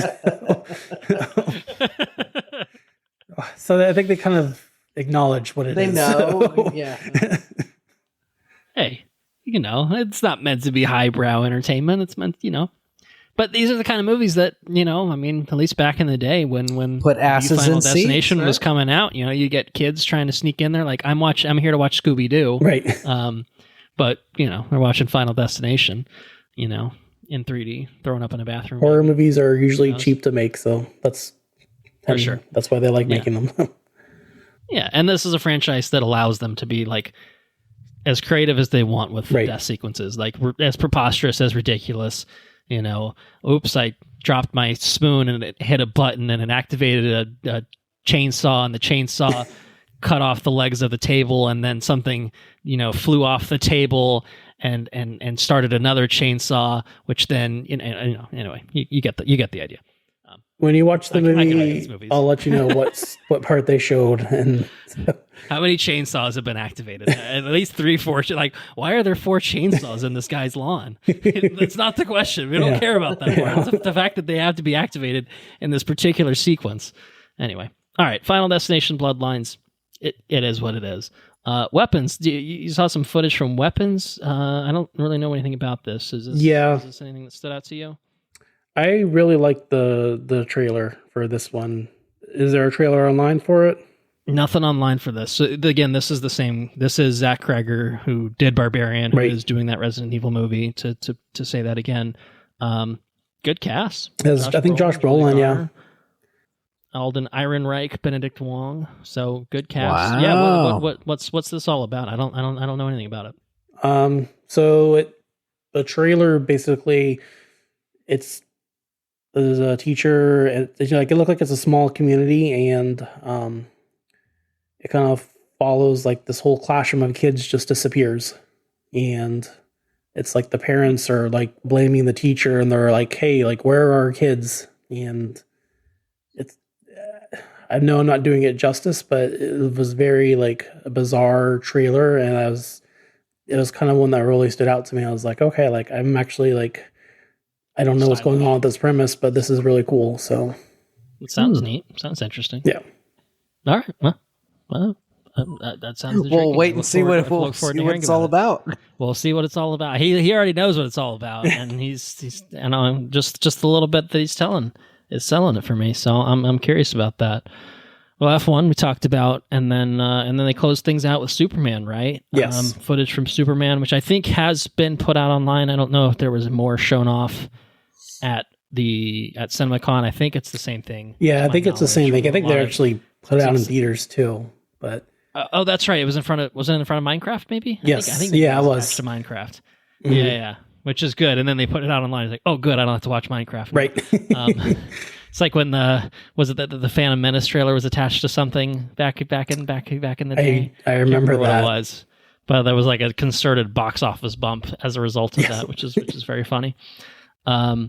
Yeah. So there's this big extended sequence in the beginning of Superman crashing into the ice, and he's pretty fucked up looking, and then he whistles for Crypto, and Crypto does some zoomies, messes him up a little bit, some robots, Fortress of Solitude action, and then there's a bit of a sizzle reel with a lot of the same footage that we saw in that first teaser trailer, whatever it was. I saw it in front of something. What did I go see? You saw Minecraft? Did you do it? No, I didn't see Minecraft. I feel like I saw this in front of something else. I can't remember what it was. When's the last time you went to a theater? It's been a little bit. What was the last thing we watched? Well, I feel like it's a lot of the same footage that we saw previously, but like extended versions of those. Like I feel like. Well, I saw the whole robot sequence where they opened up the thing and let him touch the sun, not touch the sun, but like feel the sun. Did you watch it on your phone at work? a couple weeks ago, maybe. Maybe that's what happened. That's true. In the bathroom. Maybe that's what happened. I'm in there like crying on the toilet. That's probably what happened. Fucking Superman. All right, so we've seen the footage. I think Andrew and I have definitely said as much. We're very excited for this movie. Dalton, how are you? Are you pretty excited for Superman? Are you in on this? And then second kind of question is, what was it like in the room? When they were showing this off, and what was that experience like? I'm definitely excited for the movie. I'm not a big Superman fan in general, to be honest with you. Like the other movies, I've seen them, but I'm like, okay. Like I think Superman Returns, I think I fell asleep watching that one, the Brandon Ruth one. So. Yeah, no, that's okay. That's understandable. Yeah, with Kevin Spacey, are you kidding me right now? I know it took a nap. Directed by Bryan Singer. Man. What a combo. Yeah, but this one I am excited. Like okay, like I feel pretty confident with James Gunn coming in, and I'm excited. I liked all the footage. I like seeing the whole like Fortress of Solitude and seeing the robots, and I'm excited about it. I'm hoping it's good things for DC because they need to start off their slate good. Yeah, if Superman doesn't work, then everything is kind of thrown into chaos. It feels like. Yeah. But yeah, they had James Gunn. He came out and he talked about the movie. They brought up the cast. So nice. Superman himself, Lois Lane, and Lex. So I didn't realize. Nice. I think I kind of knew Nicholas Hoult was really tall, but like you could definitely tell, like seeing him on stage, like he's a tall dude. So, yeah, they talked about the movie. They talked about like the dog, and like it's kind of inspired by like his personal dogs. There was one funny part where they were asking them random questions, and then like they asked like, if you could play any other character, who would you pick? And then Nicholas Hoult was like, well, I tried to get Batman and Superman, and I didn't get the parts. Hey, I mean, he got a part, Yes. Yeah. So, but yeah, I'm really excited about the movie. I'm hopeful. It looks like it's a lot of fun. I know, the studio's pushing for a lot of theater involvement for the movie to try and help promote it. So, okay. Yeah. So nice. I think, sounds like we're all pretty jazzed for Superman. Yep. And a Superman that is fun. What a novel concept. In a world. In a world where Superman wasn't grim, dark, and snapped people's necks. He was burly as fuck when he come out of that water, though. After that, hey, I mean, no disrespect to Henry Cavill. Yeah, he was not a bad Superman. No, could have been much more, but wasn't meant to be apparently. So, yeah. All right, that's WB, right? Anything missed there? Does that cover the Tuesday slate? Do you have any? Is there any after parties on Tuesday you'd like to mention too? Oh yeah, there was after parties on Tuesday. Playing with Ana de Armas. There was another party, yes. God damn it! I was joking. This one was. I don't remember this one. This one was not in one of the nightclubs, but Pedro Pascal dancing on the light. No, no Pedro Pascal. 25th anniversary. Does that sound right? Fandango anniversary party. Okay, that was outside. Oh, there's a pool party. That was what it was. So. Oh, pool party. But God damn. Hot damn. Is this in Miami or is this in Las Vegas? Where's this? Las Vegas. So. It's in Vegas. Pretty similar. Well, that's pretty cool. Yeah, I got some cool pictures of me at that party. Well, that's pretty cool. Yeah. All right. Wednesday. You slept off the pool party. Yes. Woke up Wednesday. You did briefly mention Angel Studios. I didn't include it on this. No, it's not really the type of content that we tend to cover here. Right. But as you said, they do tend to do well with the faith-based stuff that they're doing. So I bet they put on a good party at the pool. Hey, if it's for you, it's for you, and I'll leave it at that. Yeah, they were in bed before the pool party. Did Angel Studios, on a separate note, I don't want to get in the weeds, but didn't they put out that? Did they make that movie? I watched it. There was a movie that came out. It was kind of controversial about. Is it the Jim Caviezel human trafficking? Yeah, Sound of Freedom. Yeah. Sound of Freedom. Was that them? Yeah, it was them. I watched that movie. Okay. Well, I don't know what other movies they're making, but I did watch that movie. Yeah, that's been their biggest hit so far.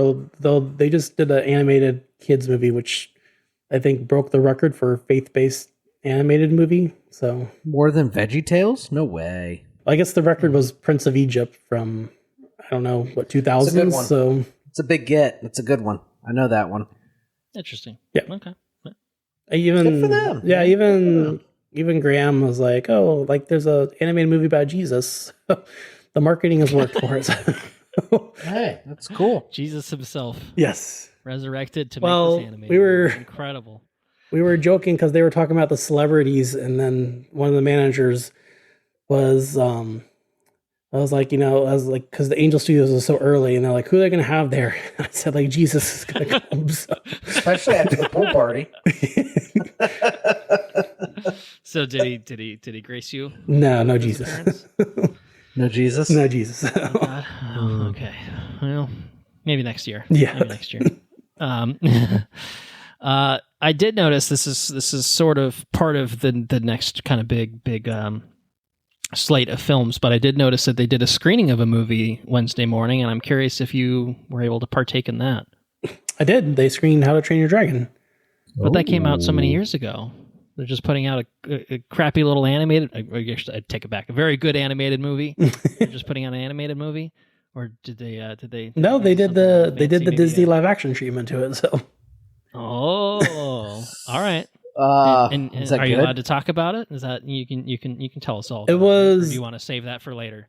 No, we could talk about it. All right, let's talk about it. It started off like Rocky, like the first 5-10 minutes of it, and then after that it was awesome. So, I mean, they said they're still working on the special effects and all that, but everything looked good. Like it was very epic. Yeah, okay. And wait, hold on a second. It was the whole movie? Yeah, the whole movie. That is the screening of the whole movie. Yeah. God damn it, man. We need lanyards. Be able to go to this thing. I'll get you parties some and screenings. What? Yeah. So have you watched the animated movies? I mean, I have. It's been a while since I've seen them, but okay. To the best of your recollection, did it feel like a pretty much straight? Because to this point, marketing wise, has looked very much like a straight one to one, adaptation. The very beginning of it was very similar, and I think that's kind of why I was like, okay, like it's kind of jarring. But it once he meets the dragon, it definitely picked up, and it got no, spoilers. Come on now.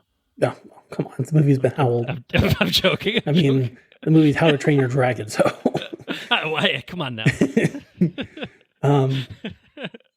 But no, it was really, really good. Like one of my managers, one of my stores, think that's gonna be like one of the biggest movies of the summer. So, I mean, it's probably gonna be PG, and kind of, I don't know. I mean, Disney has obviously made the live action adaptations. Oh, well, I think for a reason, because not. I thought you said they're going to make them work, and I was like, oh, did they? No. Like they're making them because they make money. They're doing it because they make money. Lion King made stupid amounts of money. Maybe not Snow White, but who could have seen that one coming? But, Bennett might watch this movie. You should. Is this a movie for the summer? Yeah, you could. Yeah, it's coming out this summer. So maybe this has been its first theater trek. Could be. He's been watching Jurassic Park. He's all about that. So maybe he's a little tamer. Or maybe he's ready for the other. See Jurassic Park. Jurassic Park Reborn. You think? Jurassic World. Let's talk about it. No, I'm not ready for that. Who is? Well, we'll get into it. But, all right. Well, it's really interesting that they did a full screening. I'm excited for it. It's really, I've said this every time we bring it up, but it's really interesting. It's the same director that did the animated movie that also directed this. So I can't think of a time where that's been done before. Yeah. So I think that's, I don't know, really interesting. Yeah. So I'm curious. I'm curious to see it. They announced they're doing number 2 already too. So they did. Yeah. All right. Wow. Yeah. Number 2's in the works, which is pretty cool. So, I guess that puts us into territory of Universal Pictures and Focus Features. Yeah. Did a presentation of what they've got going on this year, and I guess a little bit beyond for some of these, I think maybe. So Jurassic World Rebirth came up. Yes.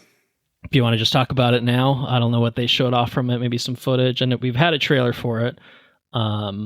They bring out the big guns with Scarlett. Scarlett maybe was in the building. Yeah, Scarlett Johansson was there. So what? Okay. And I think Mahershala Ali was there. Oh, Blade himself, but maybe not. Who knows? I don't think he's Blade. There's only one Blade. There's only ever going to be one Blade. I don't think he's Blade, he says. Did anyone ask him? Wesley Snipes guy, I see. Okay. Did anyone raise their hand in the audience like, how's Blade going? You guys still doing that? No, I don't think he was brave enough to do that. So no. Yeah, they did. Right. Well, actually, so Universal, they started the show off. They brought in like a whole like orchestra. So they were like doing like all the music from like their big movies throughout the years. So like that was really awesome. So and then like when they would introduce like after the trailer, they would introduce like the stars from the movie and all that. So they would do like the theme. So hearing all that in live action, like here's a Jurassic Park theme. You're hearing it. So that was really cool. So got a lot of fanfare. Yes, that's pretty pretty neat. Yeah. All right. So what did they show off from Jurassic World? Footage, trailer? Yeah, they showed a trailer, and the one thing that stood out to me was it definitely seemed more like horror than like what I'm used to. Like I actually did not see the last Jurassic Park movie because I just didn't want to. Consider yourself lucky. So, consider yourself to have made this a is very wise where he decision. fell on his head on that rock and it sounded like his head exploded. We're talking about that one. I remember specifically they were walking around in a cave. He climbed up the thing and he fell because there was a dinosaur up there and it scared him. And he fell and hit his head on a rock. And the sound effect was like, like it just like his head exploded. Yeah. And he woke it. He's like, "Ooh, that hurt." It's like, God damn, dude, that sounds bad. Right. But I've tried to block out most of that movie from my memory, so I actually can actually not confirm if that's so one where they were correct. poisoning the plant, Monsanto or whatever was messing with the plants. Sure. Yes? Could be. I didn't see it, so I have no idea what it's about. Oh my god, you guys, what are we doing here? There's just no way to know. So I haven't gotten that far with Bennett yet, so yeah, well, in due time, perhaps. in due time. It's interesting that you say this feels very horror because the first trailer they put out felt very summer blockbuster-y, not horror-y at all. So that makes me maybe think, because I feel like the cast, Gareth Edwards directing, has kind of made me like, oh, maybe this won't suck ass like the last two did. And so hearing that it's got maybe some horror tinges gets me a little bit more excited, because that trailer that they put out made me very much feel like, oh no, here's the same schlock that they've been doing for years now. So, all right, it makes me a little bit more curious about it. It made me actually want to go see it, which I didn't. Okay. The last one I didn't bother. So you skipped the last one. So if it's bringing you back in, then maybe. What's Scarlett have to say about it? She talked. Yeah, I guess she talked about how she's been wanting to do like a Jurassic movie for years and years, and I think she said she finally like asked Steven Spielberg like, "Hey, put in a good word for me." So she's like, "I don't care if I die in the first 5 seconds," and they're like, "Spoilers, don't say that." But yeah, she seemed pretty excited about it. So I know Marshall Ali, you talked about what you think, in other words, he's like, oh, you've done a Star Wars movie, you've done Jurassic Park, what's next? So I know he's done one other one, but I don't remember like a big franchise. But Gareth Edwards, Godzilla? I don't know, because he did Rogue One, right? Didn't he direct? He did Rogue One. He did Godzilla. He's done. He did The Creator, I think, most recently. He did The Not Creator. that that's a big franchise or anything, but yeah. All right, nice. Yeah. How to Train Your Dragon sequel, June 2027. Looks like that was announced. Oh, I think I skipped over. I guess I didn't put it on the script either, but something called Gabby's Dollhouse, some sort of DreamWorks thing. Is that yeah, bells for you? Apparently it's a big thing. I've never heard of it before, but I have no idea. Oh, I see. Okay, it's like full on proper, like very much for children sort of thing. Primarily for girls, yes, looks like so. Yeah.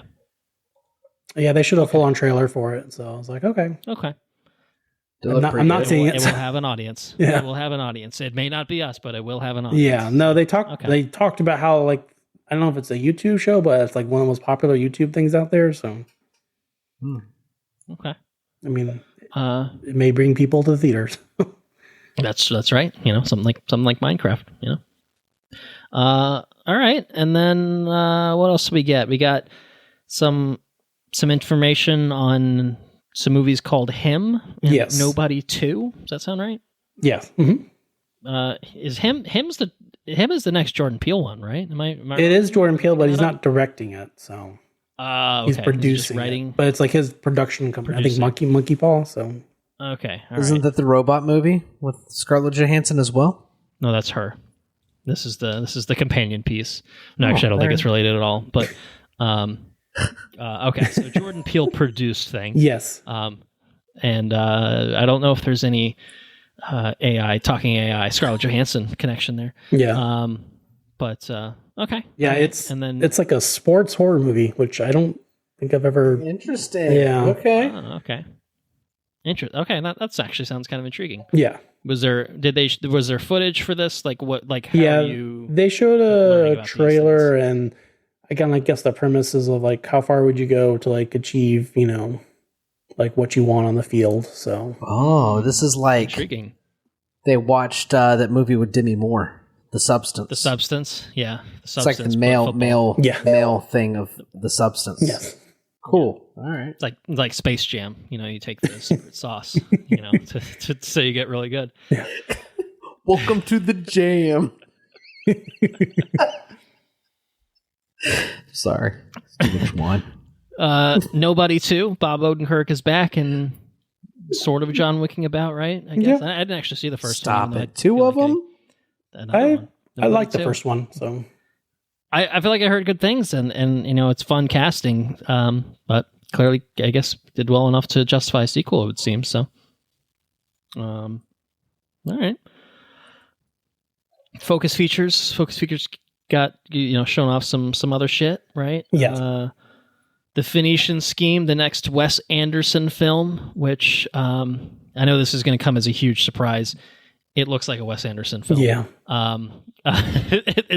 It might even be like the most Wes Anderson film to Wes Anderson in terms of just he's like perfected his craft. Like every time he makes something, it just goes further down the spiral of he just can't help himself. and it's okay. It's okay because I enjoy it. And it's so unique, and it's like no one can do it like he does, but it's just kind of absurd at this point. But I there's a trailer for this which I watched. I think it looks pretty.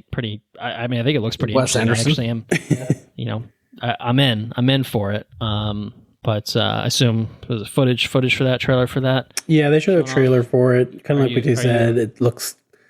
Are you saying? I think. I don't. This is a weird comparison to make.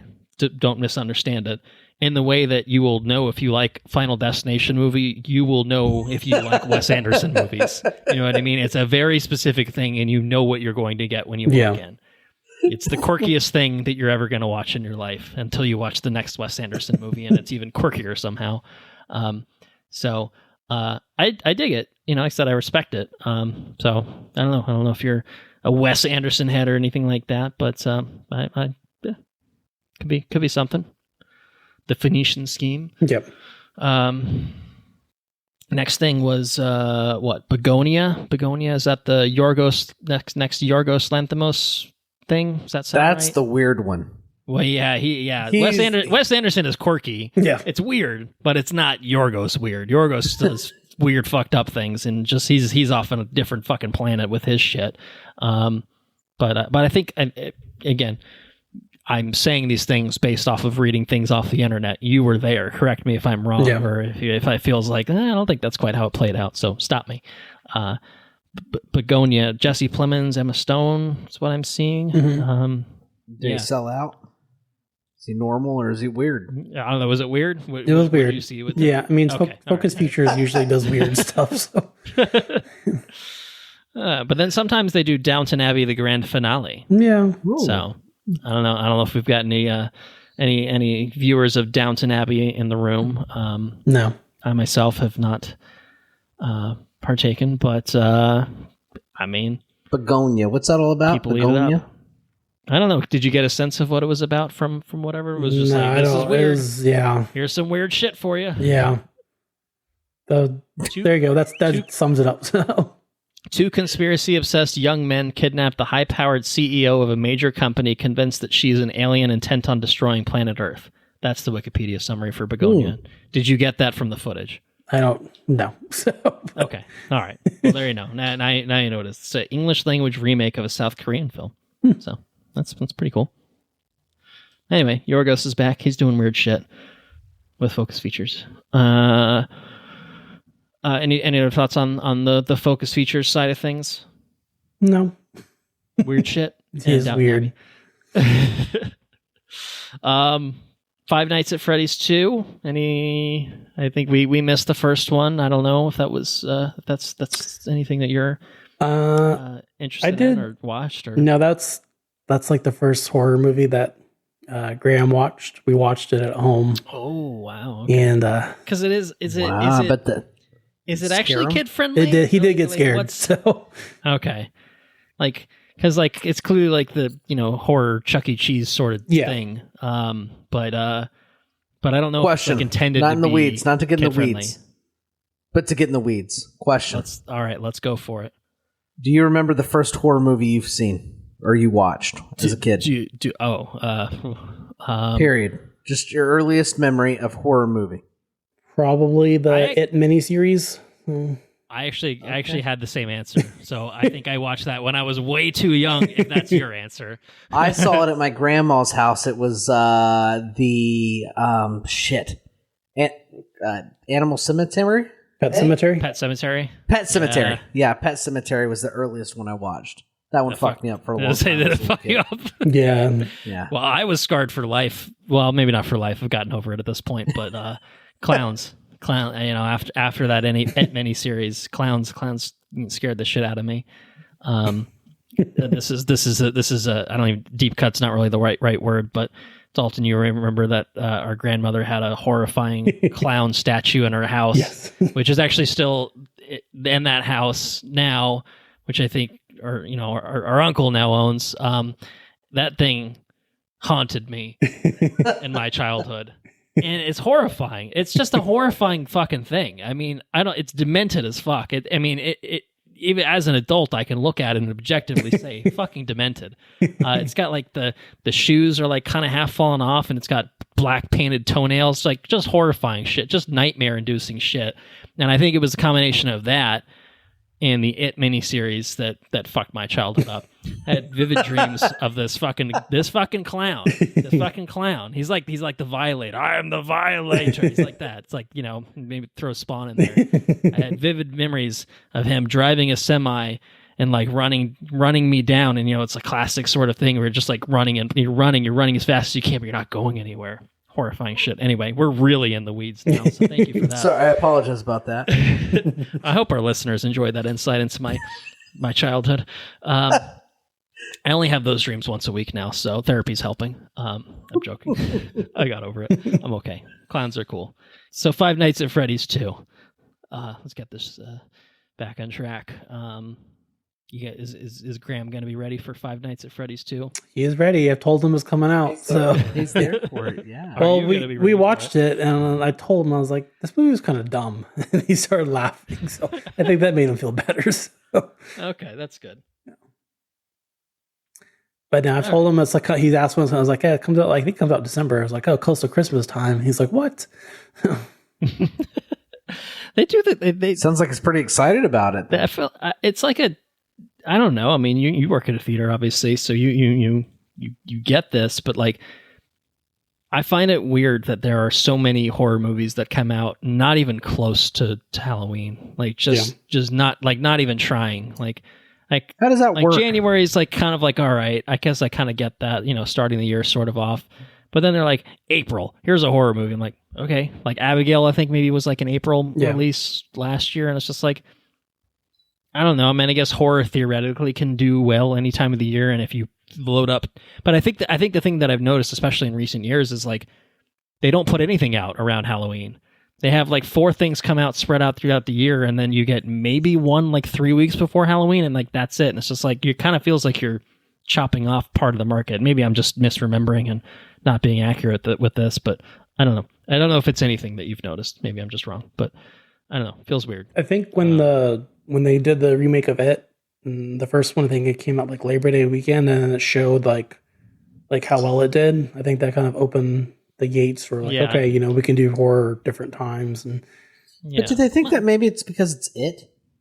Well, I mean, that was part. I mean, September also feels at least in the ballpark to me. Yeah, I guess it's just like March. I don't know, or even like, I mean, Sinners like coming out right around the corner. It's like, it's not like obviously like the most Halloween-y sort of horror movie that it, like, at least from what it looks like from the trailers. I don't know, but at the same time, April seems like a weird time for it. Like, is it going to do well?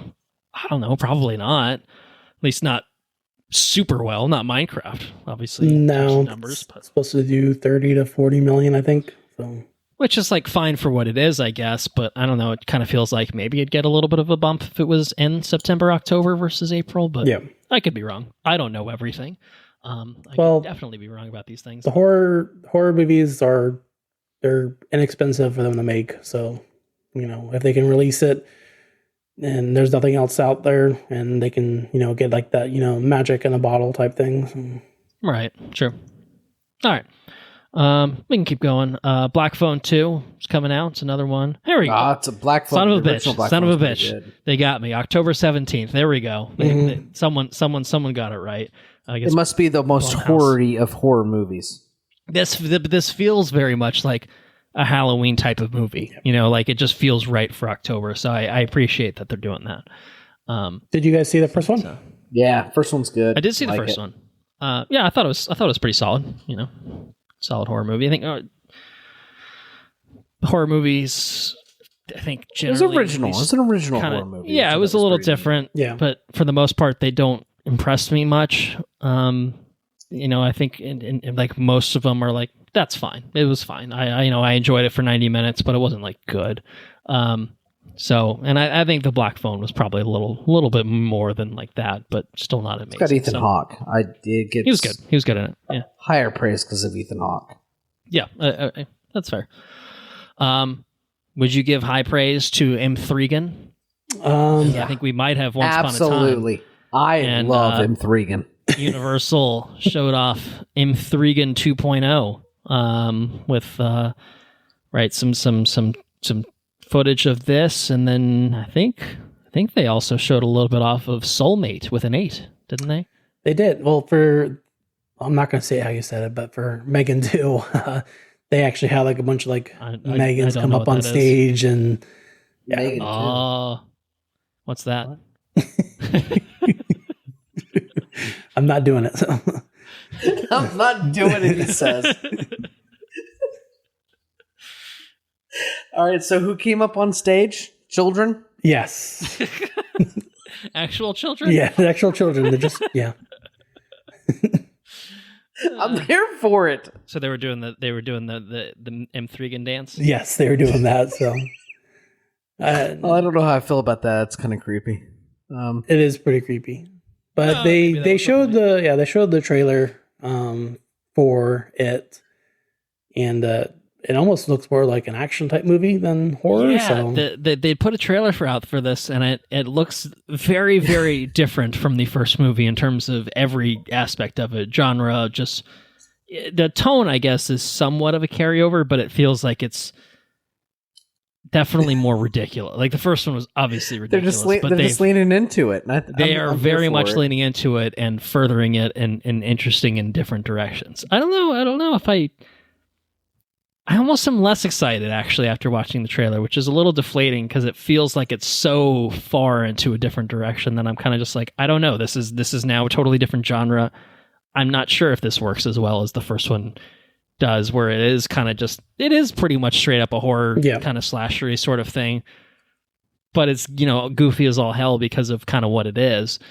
I don't know. This feels like maybe they've gone too far in that direction, but we'll see. Then there's Soulmate, I guess, which I don't know what's going on with that. I don't know if you got any. I think that's a little bit more Soulmate. What's that all about? I don't know, like sex robot sort of things. Kind of the deal with that. Yeah, kind of like a companion type robot, which I feel like right. I guess Companion came out pretty recently.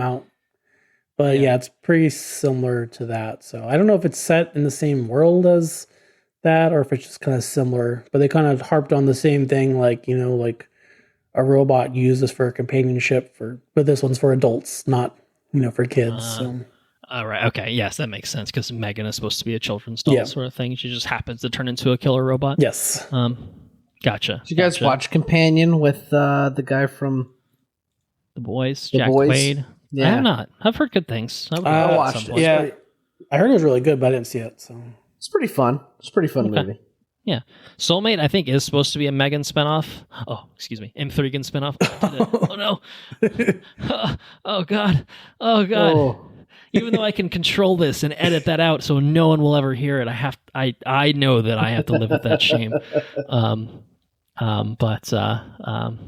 Yeah. All right. Some M. Thregan and Soulmate stuff, and then they closed the show with Wicked for Good. Yep. No longer part 2 for Good. But it is still part 2. It is the end of the 2-part Wicked film adaptation. The first one was our most surprising film of the year. I think Andrew and I both very much enjoyed the first one. Pretty fun. Much to our surprise. What did you get? What did you get to see from For Good? Did you see Glenda? Did you see Elphaba? Did you see? Yeah, they were both there. So. Oh, okay. Yeah, everyone was there. Yeah, everyone was there. And Cynthia. They do any musical performances from them? No, they didn't do any musical performances. So. Okay, they saved that for the Oscars. Yes. Yeah, they did that, and then they showed the trailer. So, I mean, it's part 2, like you said. So. More of the same, or at least continuation of kind of It, I'm sure it looks very much in the same vein. So, yeah. Did you watch the first one? I actually did not see the first one, but I have seen the play before. So you know the story. It's the same story. And I have some of the songs on my Spotify, so I know them. Nice. True fan. Nice. True fan. You know how to defy gravity, perhaps? Yes. Well. All right. Okay, so that was Universal and Focus Features. Anything else from there that we skipped over or stood out that you want to talk about? Is it Amazon MGM Studios time? Good Lord. Yeah, the only thing for Five Nights at Freddy's, what's his name? Jason Blum, like the big like horror guy. He actually came out in like a Five Nights at Freddy's robot. So, and then he realized like, oh, I can't get this off. So he had to like go off stage and like, so that was fun. So, all right, nice. All right, moving on to the Amazon MGM Studios panel. I have to say, again, outside looking in, this is not the most exciting panel that I've ever seen. Maybe the energy was different in the room. You can certainly attest to that. But I guess part of the problem is, with one exception, most of the stuff is stuff that people like Andrew and myself, the plebs, we have not seen them. We have not seen anything from these projects, so we just have to look at online descriptions of these things. And I don't know. I mean, some of it's maybe interesting, but I'll be curious if you can change my mind, perhaps. I don't know if I'm going to change your mind on that one. So. Well, I say, okay, all right, well, fair enough. Maybe we're just on the same page. Maybe we're just in agreement. But yeah, I don't know. There's just it just doesn't seem like there's a lot of stuff here. No that James feels Bond. All that exciting. Well, yeah, James Bond's happening, but we just finally figured out how to, make the stuff without the fucking goddamn broccolis involved. So we'll get to that. But so running down this list, Project Hail Mary is a Ryan Gosling joint, sort of thing. Oh, a Lord and Miller sort of thing. So you saw footage from this. Yeah, I like Ryan Gosling. Does this look good?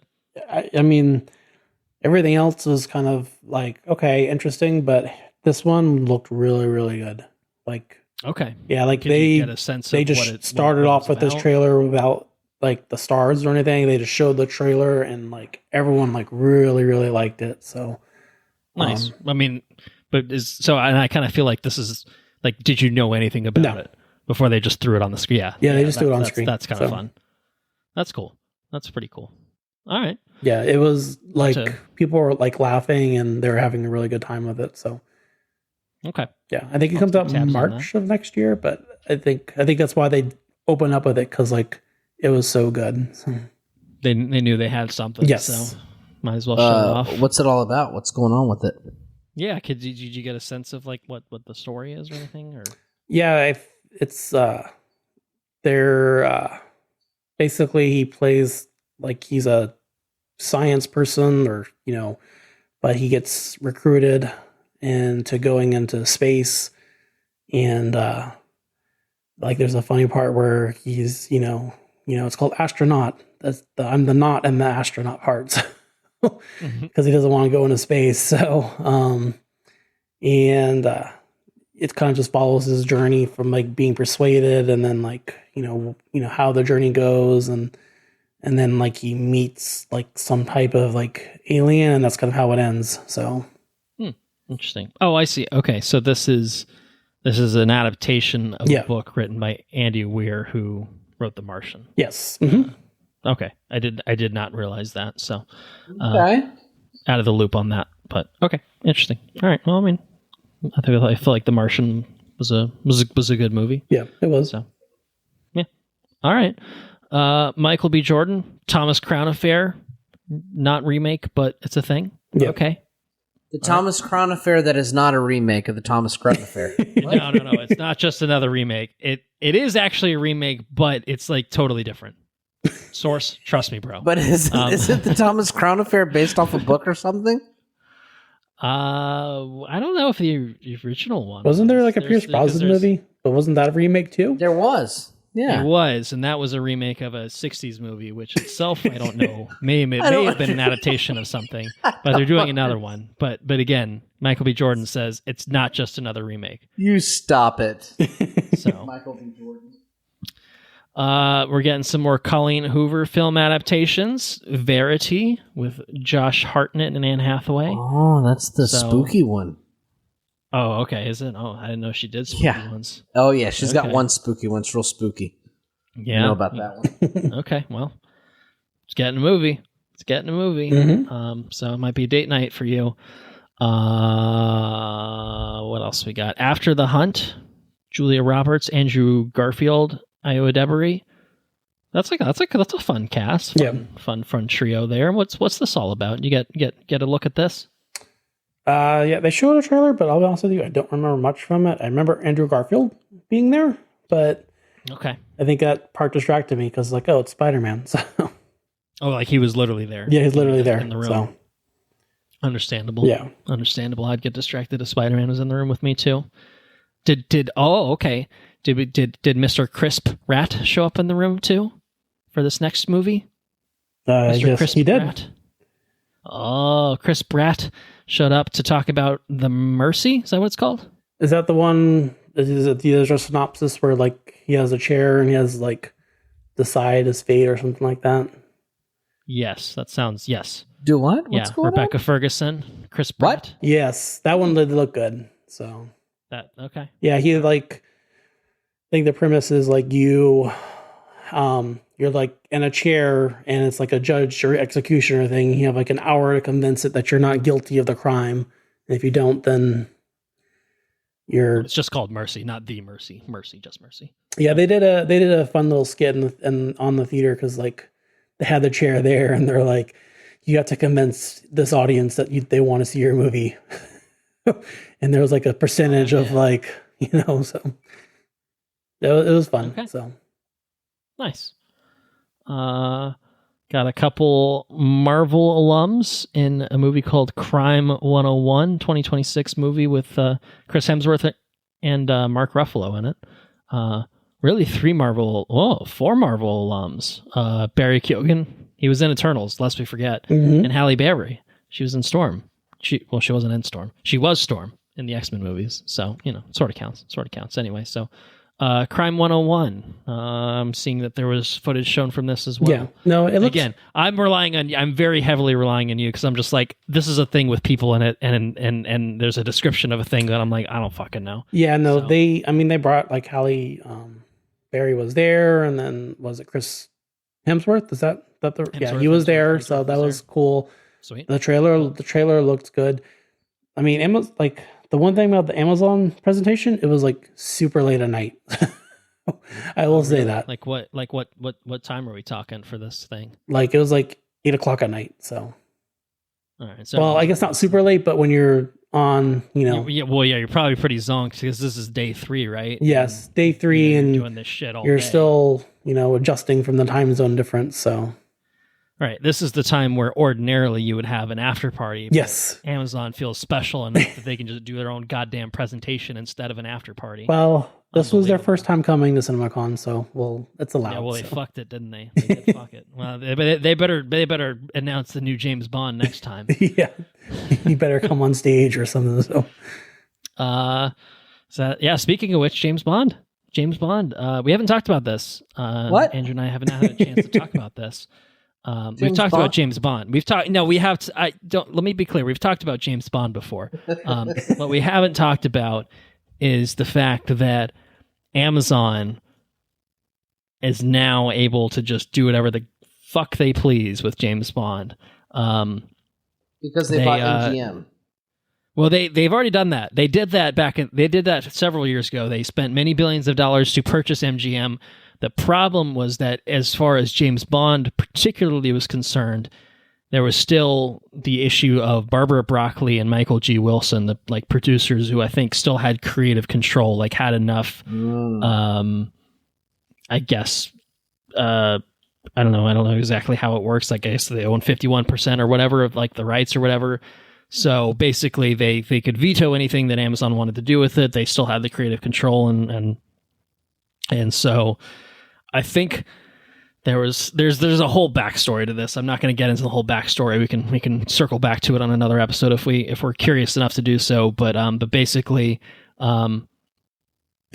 Jeff Bezos, I think particularly, was getting sick of the roadblocks and has gone with the money hat strategy of pay them what they want, get them out of the fucking way. I don't want to deal with, these fucking assholes anymore. And so apparently, I don't think there's an exact figure, but it sounds like Bezos paid about $1 billion for these two producers to fuck off. So that Amazon could take control, create a full creative control over the James Bond franchise and do whatever the fuck they want with it. So, okay, I mean, he's got the money for it, and I guess if I'm Barbara Broccoli and someone offers me $1 billion, it's probably pretty hard to say no, especially when it's just like, oh, you mean I don't have to keep working and I just get $1 billion? I guess I can do that. Tough decision, I guess. So, what Amazon said at CinemaCon, as far as James Bond is concerned, is we are committed to honoring the legacy of this iconic character while bringing a fresh installment. So, kind of nothing other than we're working on it. Yes. We're working on it. It's a work in progress. We got Broccoli. We got Wilson out of the way. Get ready. James Bond movie, followed by another James Bond movie, maybe a James Bond television show, maybe a Moneypenny spinoff, maybe a Q spinoff, maybe an M spinoff, maybe a 008 spinoff, maybe a 009 spinoff. I don't know, James Bond Jr. Coming back. On. A total dilution of the IP is what's going to happen. Not necessarily. Yeah. Maybe it just means we really wanted to make a James Bond movie with an American director, but that's like sacrilege, or we wanted to cast someone as James Bond who's not British. They did it one time without Australian fuck, and people were mad and he only did it the one time. He's actually pretty good. Lazenby's good. I'm just going to say that's my favorite Bond movie. Which one? What's your favorite Bond movie? On Her Majesty's Secret Service.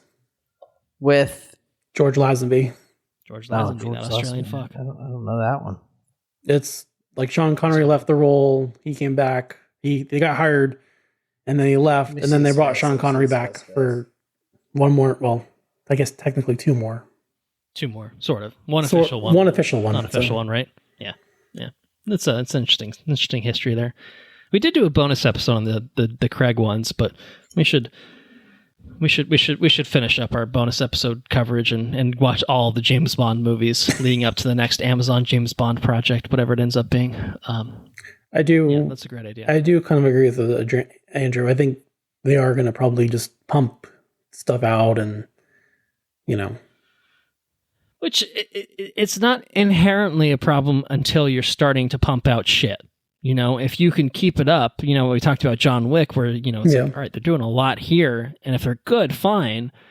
Marvel was the same way. DC, all of them are kind of the same way. Like, if you make 4 fucking bangers of a Beatles movie, all right, okay, hats off to you for managing to accomplish that. But, like, you worry because their number one concern is not, we want to make, well, they're saying this shit, but, like, their number one concern is not, we want to make the best James Bond movie and we're going to put everything that we have into one amazing James Bond movie.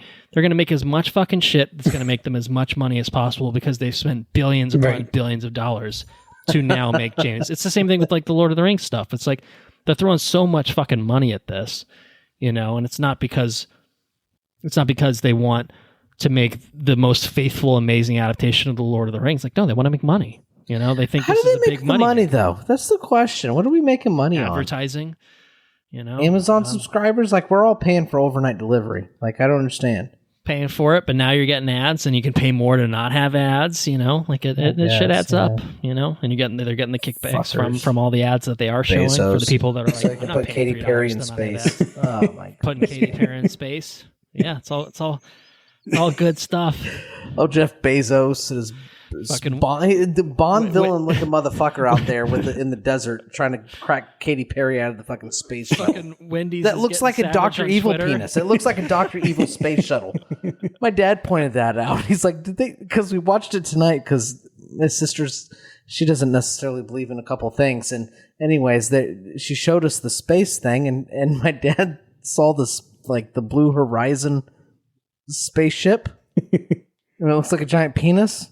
And It looks just like Dr. Evil. It does look like Dr. Evil's spaceship. It's incredible. Giant fucking penis with Katy Perry in it. Oh my god. We're in an alternate timeline is what we're in. Why make 1 billion James Bond movies when you could make 1 million? It's incredible. It really is. James Bond. Good stuff. Great stuff. Masters of the Universe. Maybe also good stuff. No way. Are you kidding me? Is that being made? That is being made. Does he have the power? Can you confirm if he has the power or not? I have the power. Yes, he does. All right. What did you see from He-Man? Did you get some? Did you actually see any He-Man stuff, or was it just like? It was more conceptual stuff, and then they brought out some of the cast. Like they brought like the guy playing He-Man. So I don't know who it is. He-Man? Yes. It's the guy from the Thing. The Anne Hathaway movie recently. What's his face? He's the guy. You know, he's the guy in the Thing. Does he look like He-Man? He did look like He-Man. Yes. Nicholas Galileo. Nicholas Galitzine. He was in The Idea of You. Anyone see The Idea of You with Anne Hathaway? That's what I'm talking about. See, I know things. Oh, yeah. The one where she's like trying to bang the younger guy. Yeah, probably. Sounds right. Yeah, because Anne Hathaway's an old hag now. They so play old hag roles. Good stuff. Isn't it Jared Leto supposed to play Skeletor in the movie? Yeah. Oh, incredible! Yeah, I'm 100% in. No, done. They did not show that though. So they hid that from the footage. Interesting choice, huh? Interesting. Incredible. I don't care who the fuck He-Man is, as long as Jared Leto's Skeletor. I'm done. They oh man, Netflix had those He-Man cartoons. I thought they were pretty good. I liked them. I don't know if you guys saw them. But I watched a couple of those. Oh yeah. I think I've just seen like bits and pieces. Like a season or two. Yeah, I think it was just 2 seasons. Right. So. Oh, maybe only a season then. Last but not least, The Accountant 2. Ben Affleck, John Bernthal. They're accountants, but they also do guns and stuff. It's his brother. Oh, yes. That's right. It's his brother. Yeah. It's big dude. It's a story of two brothers. Right there. Actually, I like the first one. So I never saw The Accountant 1. Is this directed by anyone that is recognizable? I can't. Did they bring Ben? Who'd they bring out on stage? Ben? Yeah, they brought out both of them. John? Ben Affleck and the bros. Yeah, they brought out the brothers. So The Accountant Bros. I never saw the first one. But based off the second trailer, well, I won't be going back. This looks like I don't know. Didn't vibe with me. Did this seem similar to the first movie? Does it feel like or does it feel kind of different? It felt a little different because the first one, it doesn't really start off like super action heavy, but this one seemed like it kind of went more towards the action. But maybe it's because they assume like, okay, people know what it's about. But I mean, it's been so long since the first one. I don't know if I would necessarily go with that route, but I mean, I'm interested to see it. I really like the first one. It's kind of like I've seen it multiple times. I think I have seen it like in the hotel before, and I'm like, okay, I like this movie, so I'll watch it again. So yeah, I feel like I might have the Blu-ray of this movie because it was like a Black Friday thing for like $5. I'm like, okay, or maybe it was a random Christmas gift from our parents. They just like sometimes I got Abraham Lincoln Vampire Hunter once upon a time. I was just like, all right, this movie's kind of shit, but that's fine. I'll watch it again sometime. I don't know. I feel like I own it, but I don't know why I own it. It's that kind of movie, and I still have never watched it despite owning it. It might very well still be in shrink wrap. I'm not sure. But yeah. All right. Well, we'll let you check out The Accountant 2 and send in a listener's corner because we probably won't cover it. Okay. I'll do that for you guys. Yeah. Appreciate that. Yeah. You're now our Accountant 2 correspondent. Okay. So that was Wednesday. Amazon MGM Studios closed out the night. Probably went back to the hotel to get some sleep so you could come back Thursday and hear party from. Well, I don't know. There might be a party on Thursday. It depends on when they did these. Bezos's. I guarantee you. Amazon put on a fucking after party. Did they? Well, I don't know. I wasn't there. I'm trying to think if I'm sure there was something going on. It was such a party you forgot. That there was something going on. They all kind of blend into each other because there was something going on like every night. It's all just one big party. Well, Thursday morning, you had to get there by 10 a.m. to see Paramount Pictures with their upcoming slate of films, which, I think there's a couple things, I guess, shown off here. Starting with, I guess, I feel like more maybe information announcements, not necessarily footage of like things that they're working on, right? Yeah. Because Children of Blood and Bone getting an adaptation. It's a book that I think Anna's read. I don't know if either of you guys have any familiarity with that. I was thinking that Lucas, show, right? No, I think you're probably thinking of something else. To be fair, I thought it was a Netflix show at first too. So. Well, I mean, it's fair. I thought Lucasfilm was working on this for a while, but interesting. So Lucasfilm was doing an adaptation of this, but it never got far along, and they let the rights lapse. So now I guess Universal's, or Paramount rather, is in on this. So interesting. Yeah, it's like I think it's like magic thing, but in Africa, and like young adult type of novel. I think it's a trilogy of books. And this is the first one, obviously. So I don't know. Anna's not here. She could talk about it if she was, far more eloquently than I am. But that's a thing. It's a thing that's happening. Some sort of young adult fantasy sort of thing. What else? Scream 7, kind of a shit show. Christ, yeah, in terms of I think they just did a production title card for it or something. And okay. But they brought back Neve. She missed the last one because they wouldn't pay her enough money. But they backed the dump truck of money after the Melissa Barrera, Jenna Ortega saga transpired. Well, yeah, they both left, leads. right? Then they leave. Well, Barrera was fired because she made comments on Instagram about Palestine, and then I think Jenna Ortega has said pretty recently, like she left because. They fired that because they fired Melissa Barrera, and she's like, fuck that shit, I'm too good for this, I don't need this, like I am beyond Scream at this point. Which I think is fair. But they are bringing back a lot of originals. I think they're bringing back like Matthew Lillard, and like they're bringing back characters who are super dead in the franchise, but will be in there in some capacity, which is kind of interesting. Courtney Cox is back. I don't know. I mean, I think that the behind the scenes stuff of how everything went down with Scream 7 is pretty shitty. So I'm not really super jazzed about it, but it's a thing. We talked about a lot of horror franchise dormant, or for times dormant horror franchises coming back. This one hasn't been super dormant. I think 5 and 6 were a little bit more recent than some of the other horror franchises we talked about, but we're getting more of it. So it's there. So yeah, maybe the next big one that I feel like we got information on was The Running Man. Edgar Wright's next movie with Glenn Powell. This is also another, we talked about Stephen King stuff before. This is another Stephen King adaptation, which has been adapted in the past. Yeah. But we're getting a new version of it here. So yeah, what did you get to see from The Running Man? Who was there? Was Glenn there? Glenn Powell was there. Oh my God. How handsome was he? On a scale of 1 to 10. He is a good looking guy, yes. So okay, all right. So I'm gonna take that as a 10. Yeah. Yeah, they had when they first said Running Man, I was like, didn't they already do this movie? And then they show the trailer, and it's completely different than what I remember. And they went after the trailer. It was Edgar Wright came out, and Glenn Powell, and then Coleman Domingo, I think is the other guy. Okay. Yeah. Who, I don't know. I don't think he's been around a while, but I saw him in a Walking Dead show, and then I know he did the Norman Osborn and the Spider-Man cartoon. Right. So yep.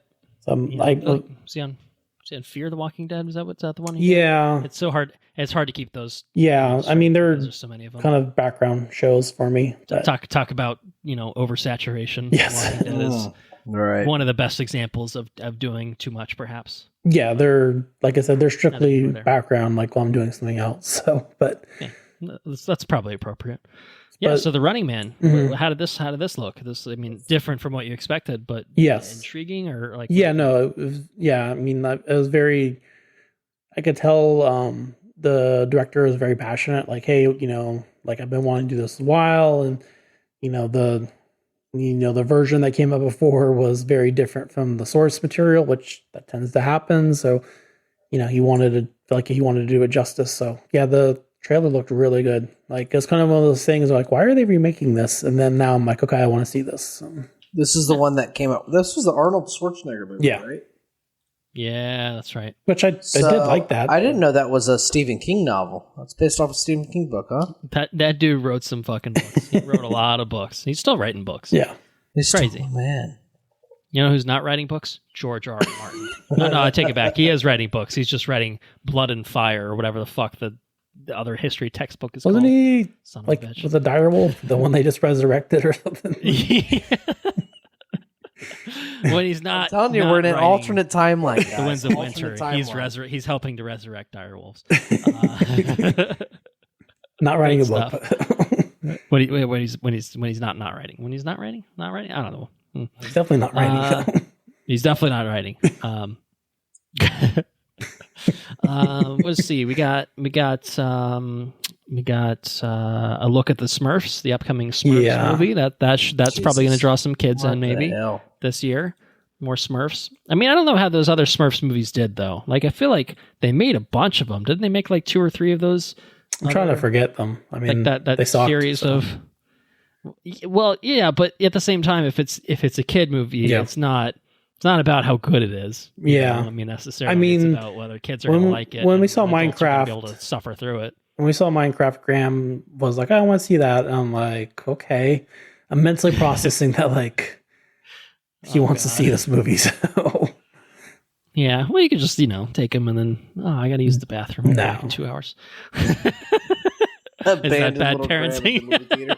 I mean, they did the trailer, and yes, Rihanna's a big part of this one, and it looks like they're just making like Smurfs like into a Trolls movie with like the music and all that. So okay, well, I mean, it might be better than the last time they did those Smurfs movies. I don't know, hard to say.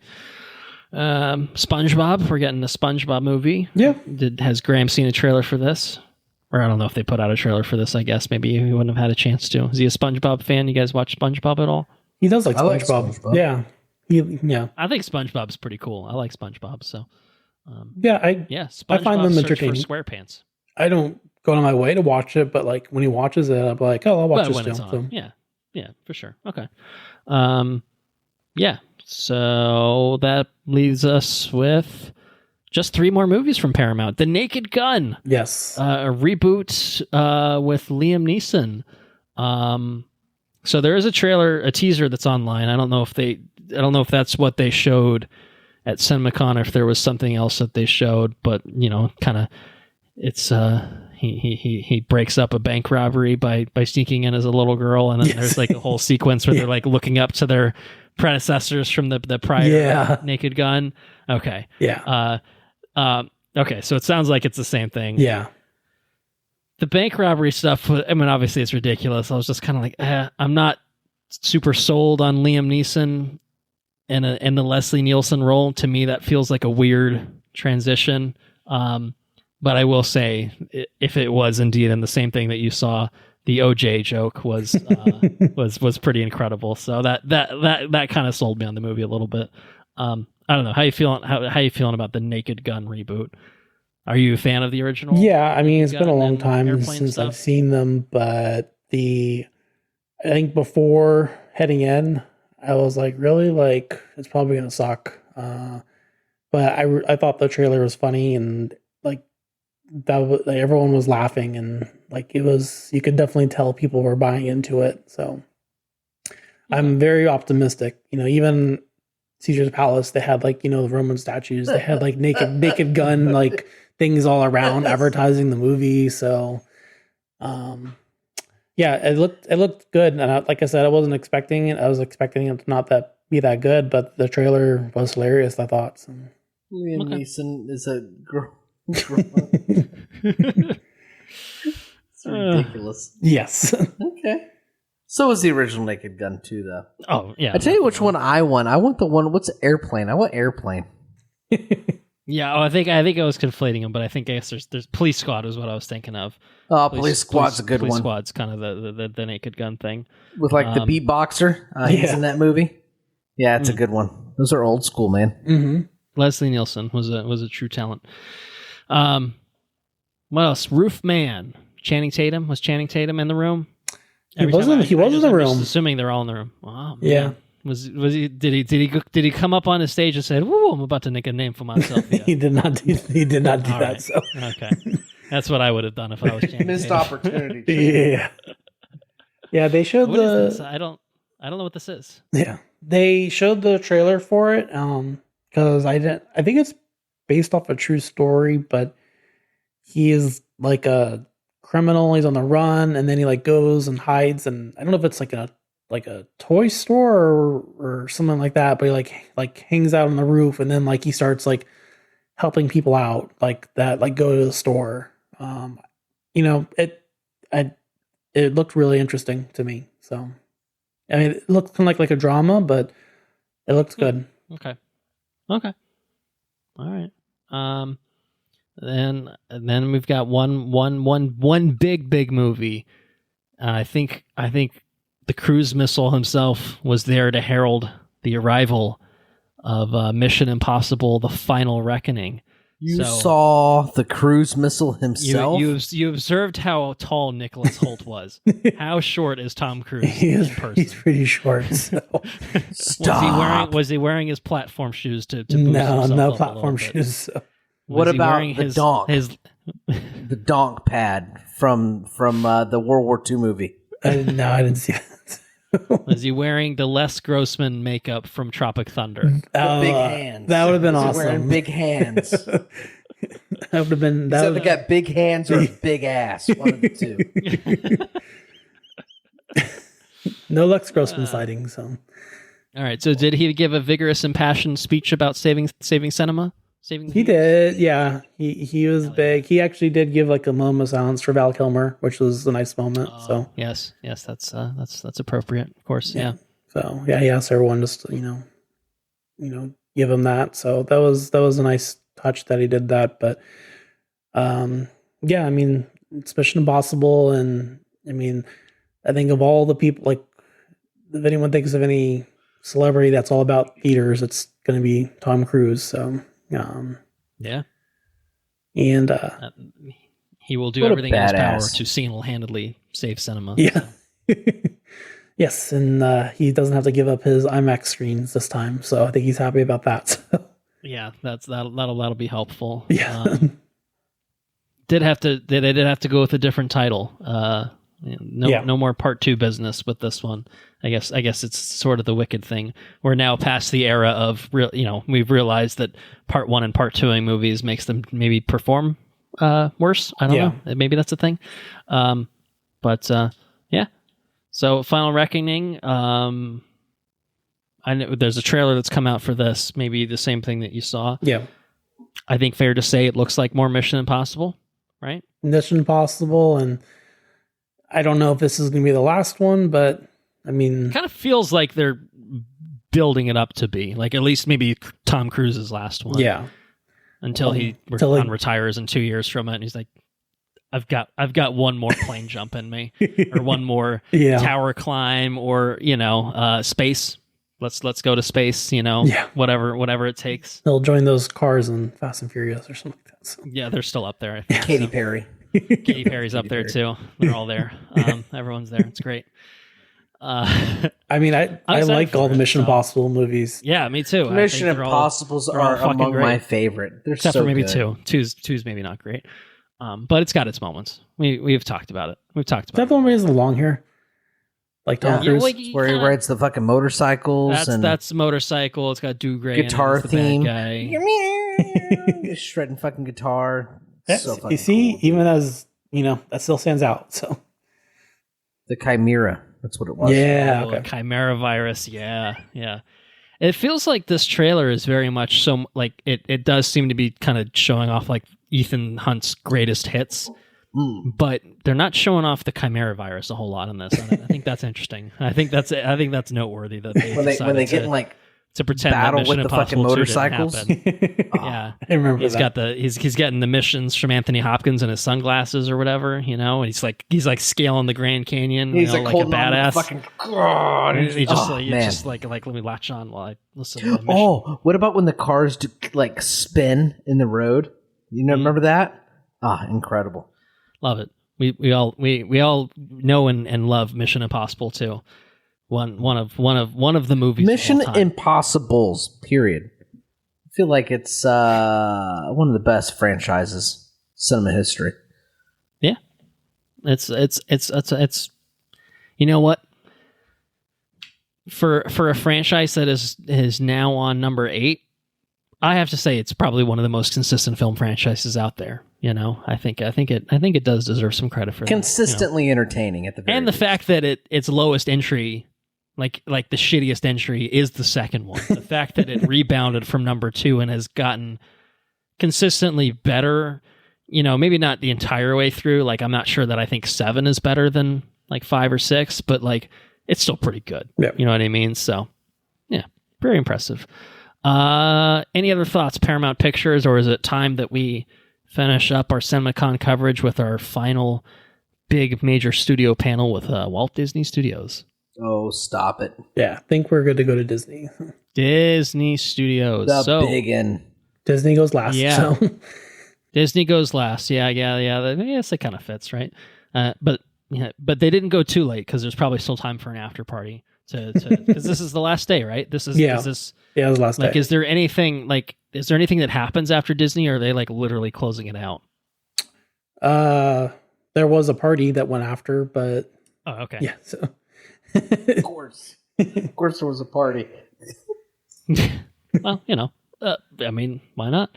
But they didn't take the Amazon approach of we are the party. No. Yeah. Which is good. You don't want to be, you don't want to presume. So, kind of a lot here. I mean, obviously Disney now has 20th Century, so there's quite a bit of range of stuff in there. But yeah, running down the list, Lilo and Stitch is coming out pretty soon. I think a couple of months away. That's like a month away, Memorial Day weekend. It's obviously yet another animation to live action adaptation from Disney. They're no stranger to. I'm a little bit more up on this one though than I think, say, Snow White or some of the other ones they've done recently though. Like, I just feel like this character translates better to the live action medium than, well, at least whatever the fuck they did with those dwarves in Snow White. But did you actually watch Snow White? No, but I saw a trailer and that was enough. I did actually watch it. So, well, you can correct me if I'm wrong, but those dwarves looked fucking horrifying in the trailer. So I don't know if they were horrifying in the whole movie, but no, you're correct. You don't have to watch the whole movie to know that. I'm good. I'm good. I think I'm good. You can talk about it. We'll catch up on stuff later. So if you want to tell us all about Snow White, feel free. I'm going to make a note for him to tell us about Snow White. I don't know. I'm not super high on all these Disney live action things, but Lilo, this one looks better than I think some of the other recent entries. And I don't know if did they bring, was Stitch there? Did Stitch come out onto the stage and go, rah, rah, rah? Did they do any crazy shit? Did he pop out of the screen or anything crazy like that? I think they showed like a reel of like Stitch like popping up on like different like Disney properties. So it was cool. So sounds pretty cool. Yeah. Nice. All right. After Lilo and Stitch, we have Freakier Friday. Yep. Lindsay Lohan, Jamie Lee Curtis were there. Stop it. They were there. Making that I'm shit. seeing a picture of them there. Because neither one of them have anything else to do. That's why they fucking showed up. Yeah, we can come in. Jamie Lee Curtis has been busy. She's in a lot of shit. Borderlands. Okay.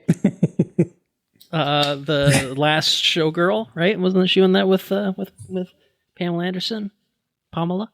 I don't even know what that is. So. I don't know what that is. It's Pamela Anderson, where she was the last showgirl. Isn't that like an old movie? Showgirl. I feel like it got like some like non-Oscars but other awards buzz sort of thing. I don't know. Anyway, Freakier Friday. What did they show? They show a trailer from this? Yeah, they had Lindsay Lohan, Jamie Curtis there. They showed a trailer for it. I mean, I remember liking the first one, like, I don't know what, 20 years ago? Yeah, that's a classic at this point. But the trailer, this one didn't do much for me, but I don't know if I'll see it. Well, I feel like, I think the thing, like, when they announced this, it was kind of just like, well, they already swapped bodies. What can you do that's just not the same thing, but now What's they're both freaky? I think it's like four people get swapped. The freakier thing is, yes, it's 4 people now, so I think it's there are other people getting bodies swapped as part of the equation, yeah. So that's how it's freakier. Yes. Okay. Does sound quite freaky. So, Freakier Friday, moving on to, I don't know, maybe something a little bit more in our wheelhouse, Tron Ares. Andrew, you got more Jared Leto goodness here. He may be Skeletor, and you may be pretty pumped about that, but he's also Ares in Tron Ares. So what do you think? I got a lot of thoughts about this one. I don't know how I feel about the premise. I don't need computer characters in the real world. I need real people in the computer world. It's kind of like the whole appeal. Yeah, because it kind of feels almost Alien Invasion-like more than video game shit. Yeah, you know, I don't need that. Yeah. I will say, Nine Inch Nails is qualified. What you do need is, all right, Daft Punk's not here. 9 Inch Nails is here. All right, we're still in good hands. I think we're qualified. If nothing else, I can listen to the soundtrack of this movie, and that will justify its existence.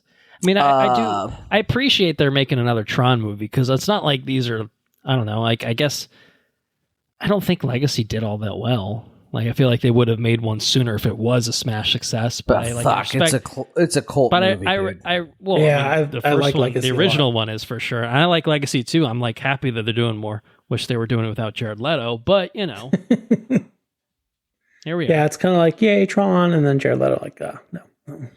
And then, and I do agree. Like the real world stuff is like, well, is this really what we want to see? I didn't realize that's what they were going for until I saw the trailer, and I was like, oh, okay. I'm not sure how I feel about that. So I will be hesitantly excited. You know what I'm saying? Like I'm excited. I'm excited that it's being made. I'm excited that Nine Inch Nails is doing the soundtrack or the score. I'm excited that you know, it's fucking Tron. You know, I'm sure it will be cool. It's not being made in the direction that I think I would like it to be made in. But we will see. Hopefully it's not a pile of dog shit, because I am a very big fan of Tron Legacy. I very much like that movie. So we'll see what it is. We'll see what it's all about. I'm intrigued. I mean, I have reservations about Leto. I have reservations about the plot and stuff. But again, just the idea of a third Tron movie is pretty cool. You know, it's not Cillian Murphy as the successor villain, because he's in like that boardroom for like 2 seconds in Legacy. The Dillinger or something like that. He's like, hey, I'll take care of this shit, and he fucking takes care of it. So I mean, I want that movie. Yeah. You know, bring back Olivia Wilde, Garrett Hedlund, you know, and everyone. Jeff Bridges. Why is Jeff Bridges not in this? I don't know. I think he is. I think he is in this. We hear him in the trailer. Maybe, I don't know. Yeah, he's in. He's in it. He came out on stage. Yeah. He came out on the stage? Okay, I'm in. Bridges himself. Okay. All right. Well, then, I guess they did do that. Just leave behind the horrible CG version of him. We don't need that. Just give me proper. He's old. It's fine. Jeff Bridges. That would be good. So, all right. Any other Tron Ares thoughts? That's coming out later this year. I can't remember exactly when. Trailer is out for this, if I haven't said that already. So, you know, the masses can see what it's all about. October 10th.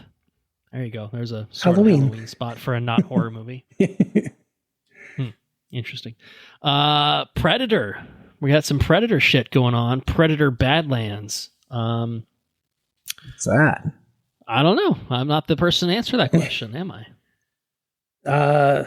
I forgot the actress that's in it, but I think it's Elle Fanning.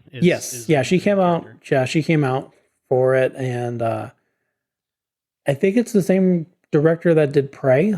Yes, Trachtenberg. Oh, shit. Dan Trachtenberg. Oh, so it's Badlands, like Montana bought Badlands? No, I think isn't this future? Isn't Yeah, this a future setting? Like, I think the premise is like I don't know if she lands on this planet or she's somewhere, and like she has to help the predator out because there's some other thing out there that they have to like team up to like both survive. So there's a mutual enemy. Okay, yeah, interesting. Is it an alien? I assume yes, it's an alien of some sort. Is it a xenomorph? I don't know if it's the alien, but is it a xenomorph? Is it a quote unquote alien? Yeah. Well, all right. I Prey was awesome. So Prey was outstanding. So cool. I think that's cool, and I like a future sort of setting for a Predator. I don't know. I feel like Alien obviously has had some shit entries, but I feel like Alien has had like higher points, like whereas I've always preferred Predator as like a creature, comparing creature to creature. Like I always thought like the Predator was just so fucking cool. So I'm excited to see a little bit of a resurgence with the franchise. Because I mean, to be quite honest, like the first Predator movie is great. The second one kind of sucks. The Adrian Brody one is like, I don't know, fine. The Shane Black one was dog shit. Like that, like it's not a franchise that on the whole has actually been that good, and just feels like a lot of wasted potential if nothing else. So I think Prey felt like a really, really cool direction, and like a futuristic Predator sounds pretty badass. I'm curious to see what they do with that. Yeah. Deliver Me From Nowhere. Oh, Bruce Springsteen biopic, The Boss. As it's the bear. It's Jeremy What's the Allen deal White. with all these fucking biopics? Every year we got Dylan. We got I guess we had Bohemian. We had Rocket Man. Yeah, we had to cover all the classic acts, right? So. I guess so. Yeah. Actually, I think they're supposed to do a Michael Jackson one, but that's been like sort of delayed. Yeah, there's some production issues. They're like, wait, we legally maybe can't do the third act that we filmed. Is the last rumor about what happened with it? Yeah. That's fascinating. And that's like a minefield. You know what I mean? Like doing a Michael Jackson movie, like there's a lot of there's a lot of weird shit you got to dance. I might around. watch or address head on. Like because it's a. I mean, Michael Jackson was incredibly talented. Yeah. And from all appearances, a very weird man. But like that makes for an interesting fucking movie. You can make a whole TV show out of that. I don't know, but maybe you could do a what'd you call the Beatles movie? The four part deal. The BCU, the Beatles cinematic universe. You want a Michael universe, the Michael cinematic universe. The Michael universe. All the Jacksons. Every Jackson gets a fucking movie. The Jackson 5, man. You got 6 movies. 5 Jackson movies, and then the Jackson 5 is the team-up movie. And then there's a spinoff where it's just Michael Jackson after that. The subsequent years. Shit, yeah. Oh, incredible. If the BCU is as successful as Sony hopes it will be, the Jackson 5 universe is next. You're going to get them ideas. Oh man! All right, what do we do? We should be executives. we can put asses in seats. We could do it. All right, we got to keep this on track. We're here. We've been here a while. Let's see. We got "Deliver Me From Nowhere." That's the Springsteen thing. How did that look? Was that anything interesting there? Yeah, it looked okay. I'm not a big Bruce Springsteen fan, but yeah, it looked. Somebody is probably. I'm sure they are. Yeah, that are big Bruce Springsteen fans. So. Like what we were just talking about, it does seem like there are a lot of these musical like biopics that are, they seem to do well, so they're making them. That's how we went on that tangent. Is a lot of these sorts of movies. Yeah. Yes. Well, I mean. They can be good. The problem is they're just so formulaic most of the time. Yeah. If you can, like, I feel like Rocket Man did a good job of breaking away from that formula and getting a little zany with it. Like, I thought that was successful, but some of them just get a little too they play it by the numbers, and that's just not that interesting. So anyway, let's see. Ella McKay. I don't know what that is. Woody Harrelson. More Jamie Lee Curtis, maybe. Yeah. Emma Mackey. Political dramedy. Did that look like anything? I actually really like the trailer. Like, okay, so it did look like something. Yeah, I think it's like an original. I don't think it's based off anything, but from what I remember, she is like a lieutenant governor, and then she gets nominated to become governor because like the governor selected to join the cabinet for the president. So she's juggling like the politics with her family and etc. So I actually like the trailer a lot. So okay, all right, that's interesting. I'll be curious to look out for more information on that. The Roses, Benedict Cumberbatch and Olivia Colman, dark comedy. I do think actually a trailer just came out for this. I haven't watched it, but I do think there is something out for this now. What about this? Is there anything here that stood out from what you saw from this? I think it's kind of like a modern version of Wars of the Roses. It's like the couple are going back at it. Okay. So it looked okay. So I know some people I were with really liked it. To me, it didn't do much for me, but I mean, I kind of like that they're trying to do like some type of like an adult comedy. So hopefully it kind of takes off. But all right. And then I think that probably brings us into some of the heavy hitters, right? Yeah. You know, I think after that was I guess Searchlight stuff. And then they brought out some of the Marvel big guns, right? Mm-hmm. Some stuff for Thunderbolts. Yes. Asterisk. Brought out the cast. It would appear. I'm seeing a picture: David Harbour, John Common, Wyatt Russell, Florence Pugh, and Julia Louis-Dreyfus. Oh my goodness! Bringing out some of the Thunderbolts. Obviously, Taskmaster wasn't there. Interesting, but some footage of that, I assume they showed off some Thunderbolt stuff. I know Andrew wasn't super pumped about this last time we had a trailer. He didn't think it was absolute cinema. But what do you think? Did this get you hyped for some Thunderbolt stuff? It did. I've kind of been iffy on it. I've kind of gotten off the Marvel train recently. So there's a lot. If you oversaturation, well, I think we're all there. I think pretty much. I am keeping up with it, but we're all keeping up. You know, I mean, yeah, out of obligation. It's like it is. I didn't see Captain America. So. Yeah, and it's like every other movie is good. Every other TV show is good.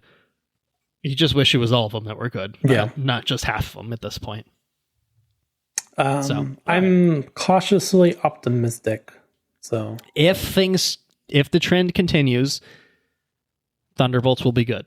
And it's not to say that Captain America was bad, but it was kind of nothing. So I think Thunderbolts is due to be the talk to the tick, as Andrew would describe. Well, I guess in your logic, then Fantastic Four should not be good. Then, so. Yeah, that's the unfortunate reality that we might be faced with. But maybe they will break the trend and give us 2 out of 3 good movies, which would be nice. We would appreciate that. This is the one where the people were like, the bad guy was turning people into like shadows on the concrete, right? Yeah. Yes, that's correct. Yep.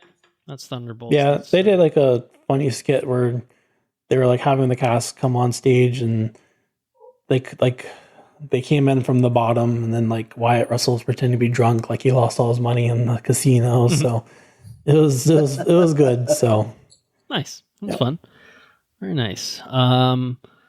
Let's see. So Kevin Feige sent in a video message talking about Avengers Doomsday. Yeah. I will say, I'm going to acknowledge there was a whole big chair reveal with Avengers Doomsday. Didn't happen at CinemaCon. I think it happened maybe before CinemaCon. Yeah. They did a fucking 6-hour live stream of all the big names in Avengers, or at least some of the big names. I think Andrew and I will talk about that on another episode. But that's news. What Feige said was Doomsday is going to team up, or at least put together, necessarily team up. It will feature the Avengers, Fantastic Four, Thunderbolts, the Wakandans, and maybe some X-Men.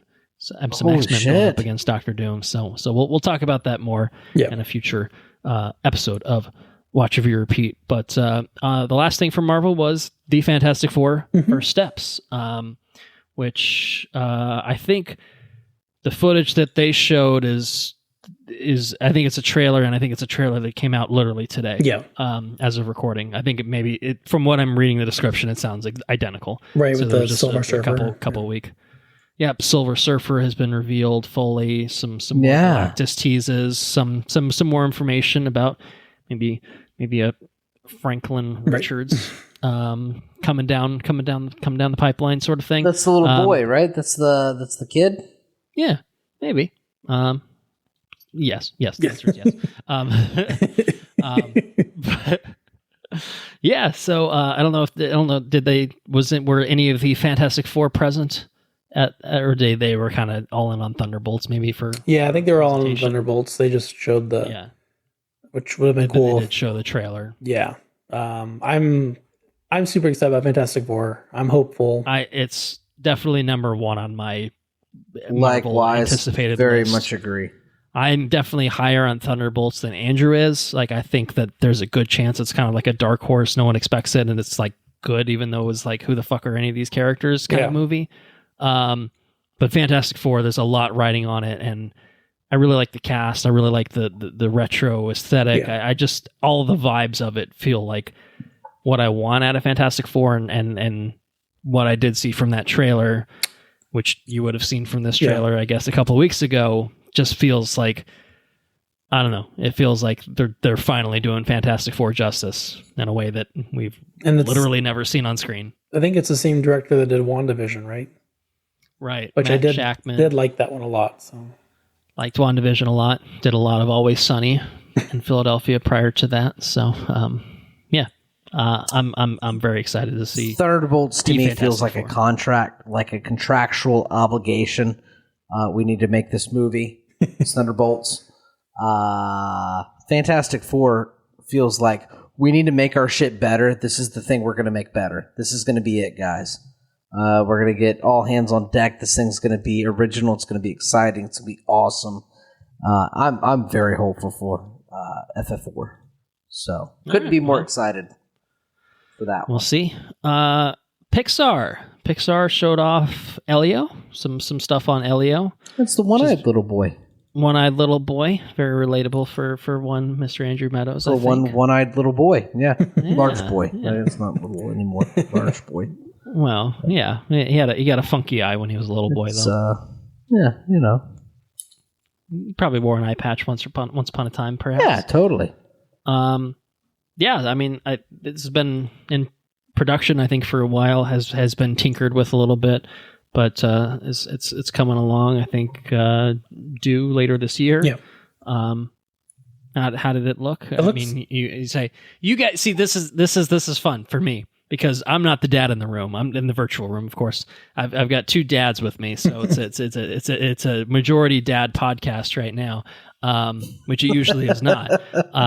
In fact, this might be a first that it's ever been a majority dad podcast. That's true. So you guys are like kind of really in the wheelhouse for stuff like this. Like, I'm a sucker for this stuff too, but you guys have the benefit of having a little guy, to watch this with, who can really, like, who it's kind of made for, in the same way. Like, I think Pixar does a very good job of making movies for adults and kids alike.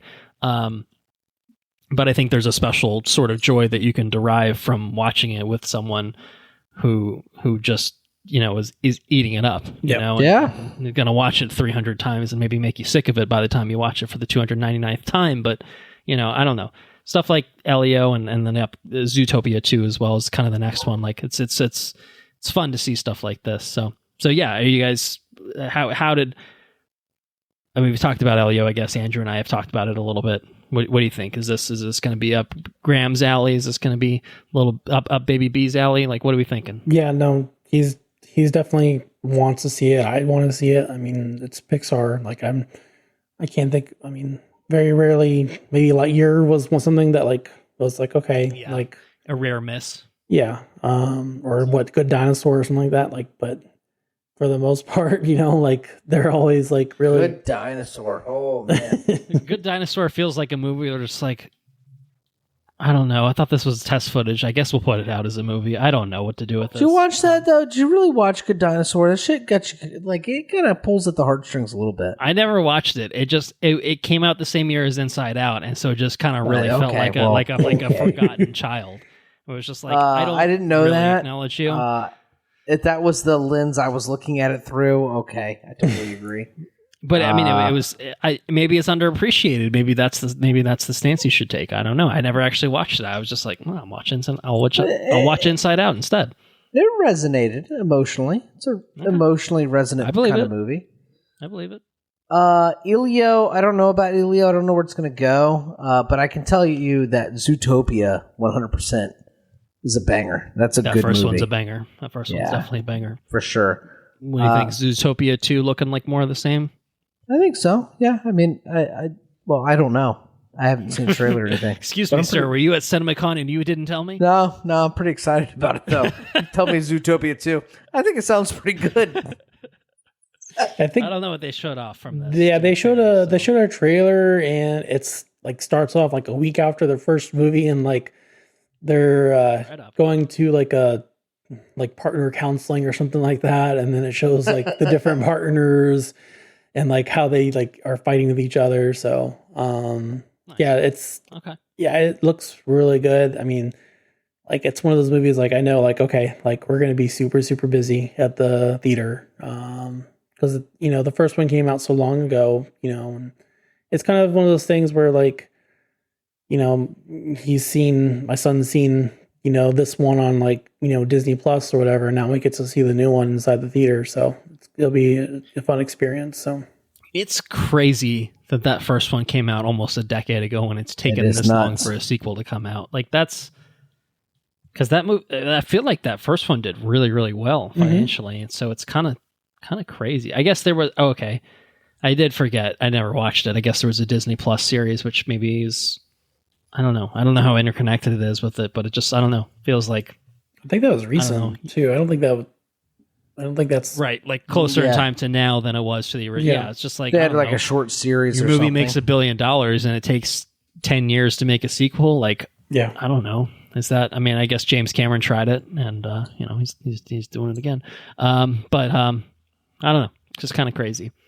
But yeah, I guess that really does bring us to what Jimmy C's up to, and that's Avatar: Fire and Ash, the third Avatar film, which is the 20th Century Studios Disney movie that I sort of alluded to earlier. That maybe we'll put some asses in seats.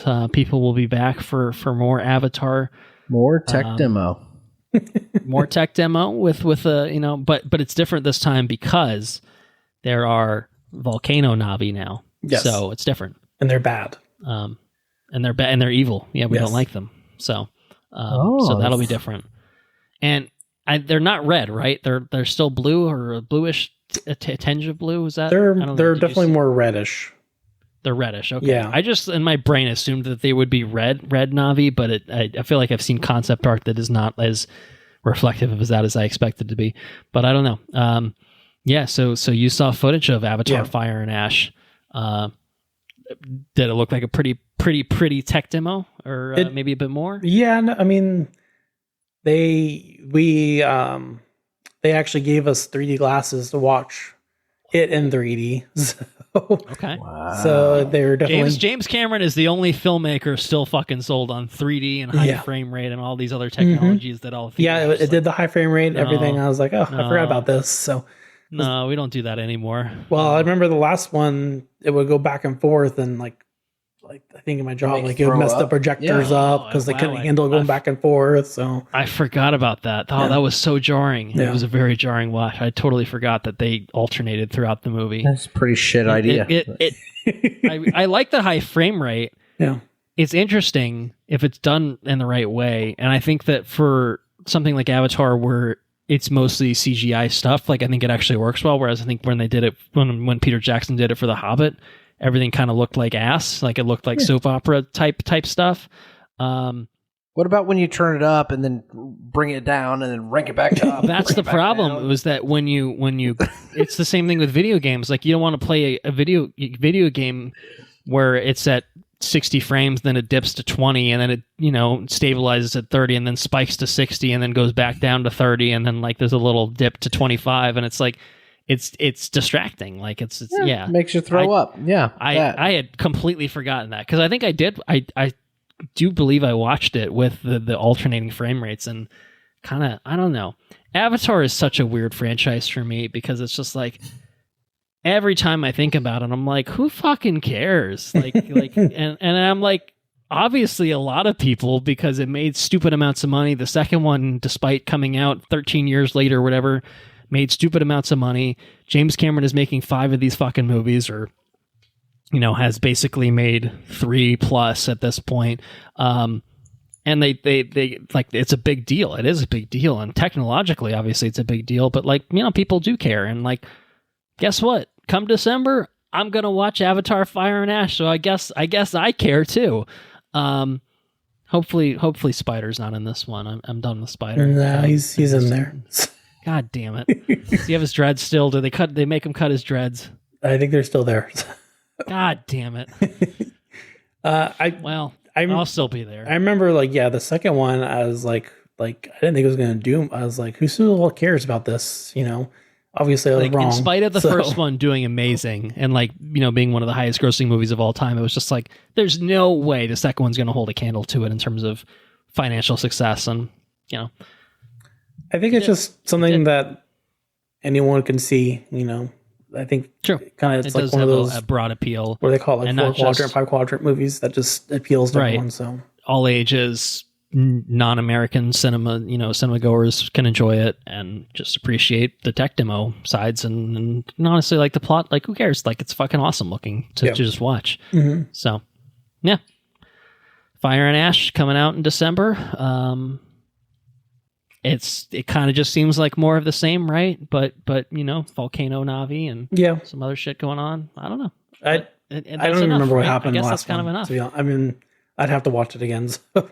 I remember the first one pretty well. The second one, I'm like, okay, what happened in that one? So, yeah, I've only seen it just the once, and it, like, I don't know. There's still. It was a demonstration of how you can capture effects underwater and true. Put it on a lot of underwater stuff. Yeah. That's true, and there was the big whale things too. I remember that now. Big whale thing, yeah. Jermaine from Flight of the Conchords was there. There was an Australian guy in there. I think they were hunting the whale things, I think, maybe. Yeah, I do remember. It was very pretty. That's what it was. It was very pretty. It cannot be denied. It was that one with dreads. That's Spider. We all remember Spider. Well, I guess that's it for the big things. That's all the I mean, you know, it's a lot. We covered a lot. We talked about a lot. But that was what you saw in a span of, I guess, 4 days altogether. So there was a lot thrown at you. Yeah, I think is probably a fair summation. So I imagine you were probably pretty wiped, pretty exhausted. Seen a lot of things by day 4. Yes, and then we had an 8 a.m. flight the next day.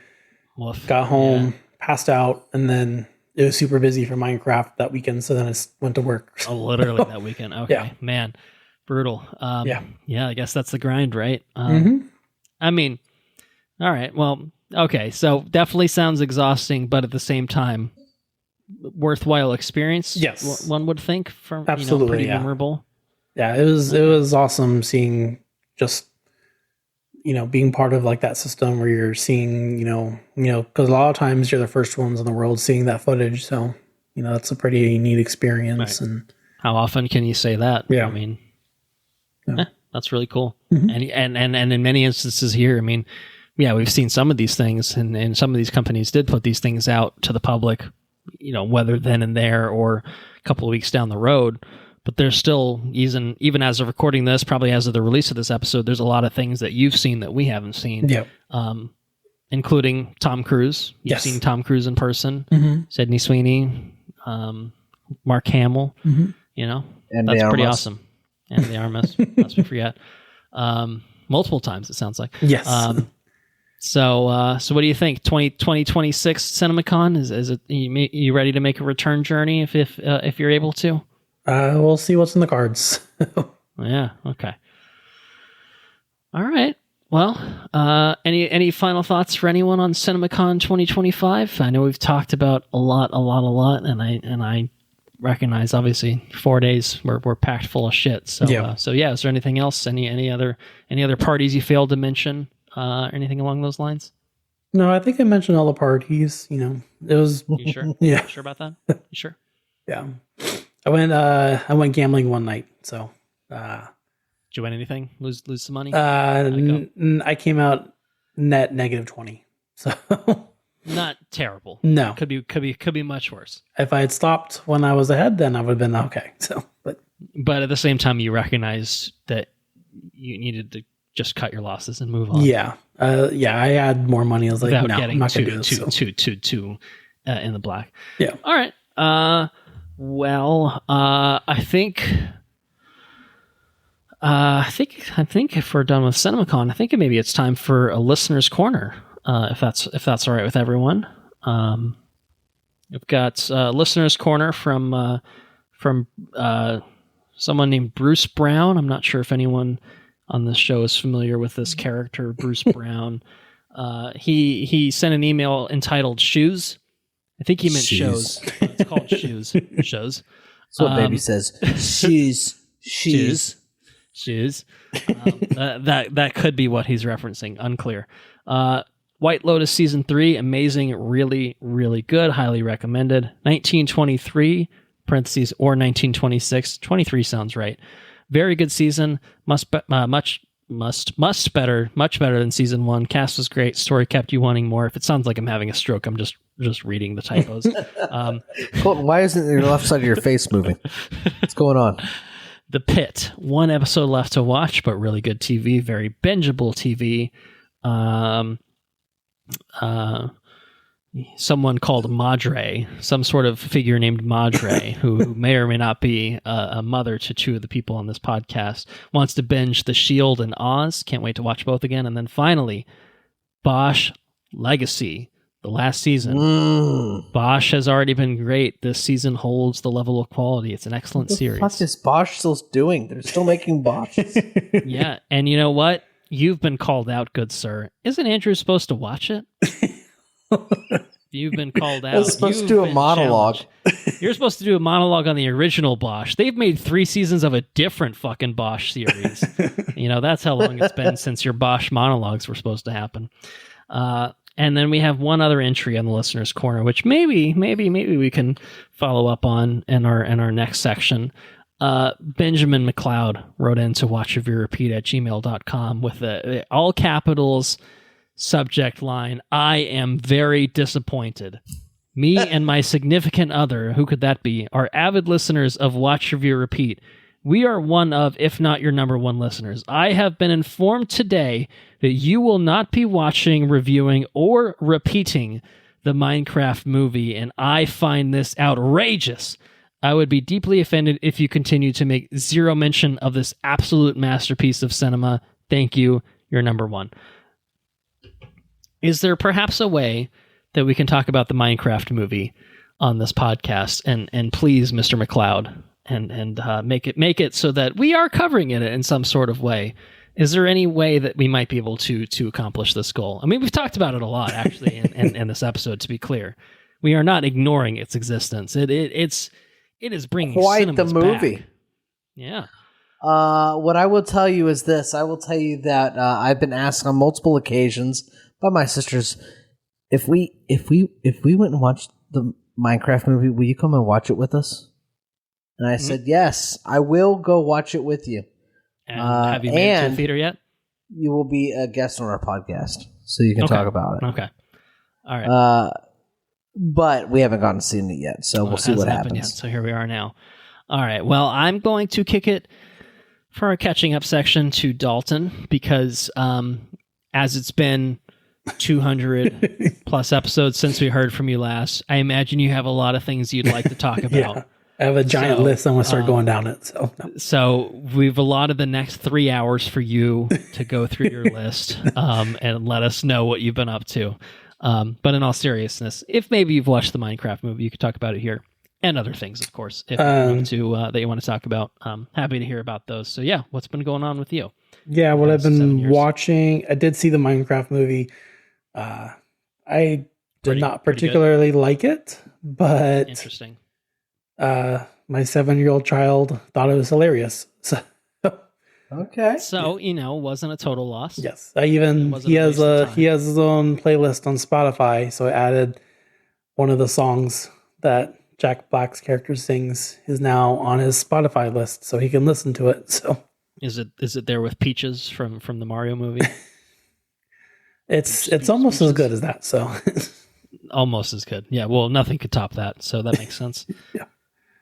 I mean, what is the Minecraft movie? I mean, what's going on with it? Jack, what's the story? What is it really? What is it all about? What's it all about? Yeah. I'm going to go Ollie G on you. What is it all about? It is about... I just want to know, because if I'm going to be forced to watch this fucking movie at some point for the sake of this goddamn podcast, I need to know. I just, what am I walking into? Just give me a little flavor. I don't need a lot. Yeah, here. It's just what is it? These people on our world find a way to get into the Minecraft world, and all right, they have to protect so the Minecraft world's a different thing, and then they go, okay, all right. Yes. So the most generic sort of video game bullshit. Yeah, I mean, I got it. I mean, Jason Momoa's character I thought was pretty funny. I will say that. So okay. I did like that. So we're in for Momoa. How is Jack Black? He seems ridiculous. He's usually ridiculous in most roles he's in. So but that's true. But this feels like an extra level of ridiculous. This is extra. Yeah. I mean, I was telling Graham, I was like, oh, I should show you School of Rock. I actually like Jack Black in that movie. So, but The Holiday. Well, don't show him that. Yeah. Wait. He's not going to care about that. Jack Black's awesome. Yeah. Well, let's get. Yeah. What are some good Jack Black recommendations? School of Rock, I think, is probably what I would recommend. Number one. There's got to be other good Jack Black movies. Come on. I don't think Shallow Hal is considered anything anymore. No, that probably hasn't. I think that's on the bad list now. So yeah, no, probably not. Probably not a good one. Yeah. I don't know what else has been. Wasn't he in a King Kong movie or something? Maybe. Oh yeah, he was literally in the Peter Jackson King Kong. Yeah. Yeah, I don't know if that one's good. Honestly, the newer Jumanji movies were not bad. I didn't watch the last see them one they did, but those are pretty solid. So that's pretty good. Nacho Libre, Tropic Thunder, not gram appropriate, but still pretty funny. Tropic Thunder is good. Nacho Libre? Nacho Libre is pretty fucking great. Nacho! Get that quote out of my face. Love it. All right. All right. I don't know when you hold you up. What else besides the Minecraft movie have you been? Minecraft movie, Win or Lose on Disney. I don't know if you saw that, but yeah, okay. That's an animated show. Yeah, it's like Pixar's first TV show. Is it baseball? It's like softball. Each episode is a different characters version of the events. So okay, yeah, no, I've heard good things about that. Yeah, that was good. Those are the Graham ones, and then beyond that, I just finished the Terminator Zero anime on Netflix. Oh yeah, how was that? How'd you like that? At first I didn't like it, but then as it started to progress, I actually started to care. So okay, I got about halfway through and fell off because it kind of just felt like the most generic Terminator thing possible, and I was just like, this is not doing anything. It definitely got better at the end. So okay, now I'm wondering if I should go back and finish it up because maybe there's more to it than just What If Terminator, but anime. Yes. Yeah, there was that. I just finished the Wheel of Time season 3 on Amazon. So I've heard that show has kind of consistently gotten better as it's gone along. Yeah, this season was a lot better. So you've read the books, so I think you kind of have the background to know if it's actually a good adaptation or not. So I mean, it's a very different adaptation. But this version, this season, has been a better adaptation than they've done so far. So okay. I actually like the season pretty well. So and then I haven't started yet, but Black Mirror is kind of my next thing to watch. So hell yeah. New season big on that one is on Netflix now. Yeah. Nice. Yep. Okay. That's it. That's it. Nothing else in the other 7 years. I'm sure there's something else, but I don't remember. So, okay. All right. Fair enough. Well, if you do remember anything, in addition to writing in on whatever it is you said you were going to write in on the Smurfs, I don't know. I can't remember. There's something else you're going to write in on. Accountant 2. The Accountant 2. That's what it was. Thank you. watchreviewrepeat@gmail.com. You can be on the listener's corner in the future. Right. Andrew, it's your turn. What have I been up to? What's going on there? What have you been doing? Oh my gosh, dude. Well, so I've dressed up as the Easter Bunny. I have been buying some sick Magic cards, so that's cool. Very cool. Cool. I think the biggest thing I think I've done recently is I finished a show called Severance. I finished season 1 of Severance. First season. Okay. Yeah. Nice. So I have done that. You've been making some progress there. I think you'd only watched one the last time we sat down to record, so it's good. It's good I've stuff. heard a lot of good things about both seasons of Severance, I guess, really, but season 1 particularly. I imagine season 2 is going to be better than season 1. It's definitely been a slow burn of a show. Like I wasn't heavily vested in it until like episode 5 or 4 or 5, somewhere in there. But I was halfway through the season before I'm like, okay, I need to watch. Like I'm steady watching it. You know what I mean? Yeah. I got you. Okay. I've gotten pretty far in Daredevil. I've got 2 episodes left in Daredevil. And then that'll be done. Recommend that one. Recommend Severance. The baby has watched like most of the Jurassic Parks. So I've been watching all the Jurassic Parks, which is exciting. His face, the first time he saw like Jurassic Park 1, just like what's his face is pulling off his sunglasses, you know, like the meme or whatever, the GIF. Yeah. You know, Sam Neill. Yeah. Yeah, the baby's face. Like the first time he saw dinosaurs, it was classic. I tried to capture it. I tried to take a picture and I couldn't get it in time. But it's ingrained in my mind. It's awesome. We also finished a show called Temptation Island on Netflix. Is that a reality show? Sounds like a dating show. It's a bad one. Dating show. Okay. It's a bad one. It's not even a good one. It's not even Love Is Blind tier. No, what they do is a couple goes to the Temptation Island. Then they split up, right? Okay. So the girls go to the girl side and the guys go to the guy side. And then both parties are they spend their entire time on Temptation Island, away from their partner, but surrounded by members of the opposite sex that are there solely for temptation. Okay. Yeah, it's total horseshit. It's fucking stupid. This is Netflix. It's Netflix. It's there. You can watch it. It's fucking outrageous. One guy has a threesome in the bathroom and then like goes back to his girls like, "Hey, I don't know what to say about that. I'm sorry about that." There's just so much temptation. What am I supposed to do on this island? I was tempted. On temptation. Fucking guy. Anyways, so that's a show. I watched it. It's real shit. What else is there? I finished Sanderson. I finished the Wind and Truth. Nice. I finished Wind and Truth. It's a worthwhile novel. It's a big one. It's a very big one. Is it the best one? I don't know if it's the best one, but it's worthwhile. Is it satisfying as like a kind of conclusion to the, I guess, what halfway point of Stormlight Archive? Yeah. Okay. So it's gonna put us in an interesting place for the next book, which is pretty cool. I'm there for it. And then I've started Warbreaker, I think is the name of the book. Okay, going back with some older Sanderson stuff. Yeah, well, pretty much. So Warbreaker, and then I want to start and finish. I think it's Elantris. I think is the name of the other one.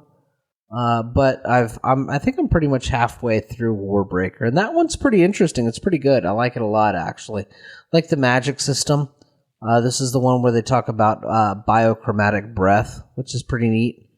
Okay. And like you can like give your breath to other people. And wait, which one was that? With Warbreaker, I think is the name of it. Yeah, I read that one. You read that one? That came out a while ago, I think. Yeah, it's a long time ago. I feel like it's a long time ago. I think it was like a standalone one. It is, but it's part of the Cosmere at large. Like Vasher is present in the Stormlight books. And when Vasher shows up in the Stormlight books, it's like, oh, this guy's a total badass. Like, it's really cool. Yeah. So, anyways, Warbreaker. I think I'm halfway through that. It seems really interesting. I'm really into it. Yeah, I like that one a lot. I like the cover too. I remember that. So yeah, with the lady with I guess it's probably Siri. Probably. I'm guessing it's been a while since I read it. I think I read it when it came out, but it's the like rainbow hair. Yeah. So that's the one I'm listening to now. But I finished Wind and Truth. Oh, I started an animated show on HBO. Called Scavengers Reign. Scavengers Reign. It's an animated deal. That one is, I think, the animation style in that's really interesting. And the whole premise is really interesting too. It's like a really fleshed out sci-fi animated kind of deal. It's pretty visceral. But it's really I think it's really heady. So I really enjoy that one. And I think that might be it. I think that's it. Okay. You said that's on HBO, you said? That's on HBO, yeah. That one's got a lot of awards and stuff, I think. Scavenger Reign. I think it's in its second season. I've started The Penguin. Okay. I haven't finished The Penguin. I think I'm like 2 or 3 episodes in, and it just kind of got like pushed to the back burner between Severance and Daredevil and all the other stuff. I forgot the Last of Us season 2 just started, so I gotta start. I started that one. Yeah. Did you start that? No, I haven't started the second season, but yeah, I started the second season when it came out. We've also been watching American Idol. So Sundays are really late nights, followed by Mondays, which are very early mornings for me. So we watch American Idol until 10, and then now we're going to be stuck watching Last of Us until 11, which is kind of shitty. But we have started Last of Us. We did start that. I feel like there's probably more. I feel like I'm just inundated with shows. Like, there's all sorts of shows right now. Yeah, there's stuff I watched, and I guess I should write it down so I can email it in. Try to remember. Yeah, I'm in the same boat. That's Andrew's problem. Every time I record is like, what have I been doing? I try to keep a list, but I don't know. Yeah, I've been watching a lot of shit though. I've been very, very active. But Warbreaker's probably the biggest one. That one's really good. It's interesting. And I'll be honest with you, it's really cool to go back into Sanderson. Like, I feel like some of the problems with Wind and Truth, we're going to talk about like writing stuff. I think a lot of Wind and Truth is kind of just like bogged down because it seems, I don't know, it just kind of seems full of itself a little bit. You know what I mean? It just seems kind of heavy where it doesn't need to be heavy. And I don't mean like it's heavy like in like it's heavy in exposition, or it's heavy in like just wordy. You know what I mean? Whereas maybe a way to be a little snappier with things than what was ultimately presented. Exactly. Not that it's bad, because when it's good, it's really good. But ultimately, I feel like it's long, and it doesn't need to be as long as it is. There's a lot of lull into Wind and Truth, where that does not feel like the case in Warbreaker. Warbreaker feels pretty pretty like snappy. You know, it's like there's exposition where there needs to be exposition. It feels like it's the characters seem to be moving consistently, when in truth kind of felt long in certain spots. So I don't know.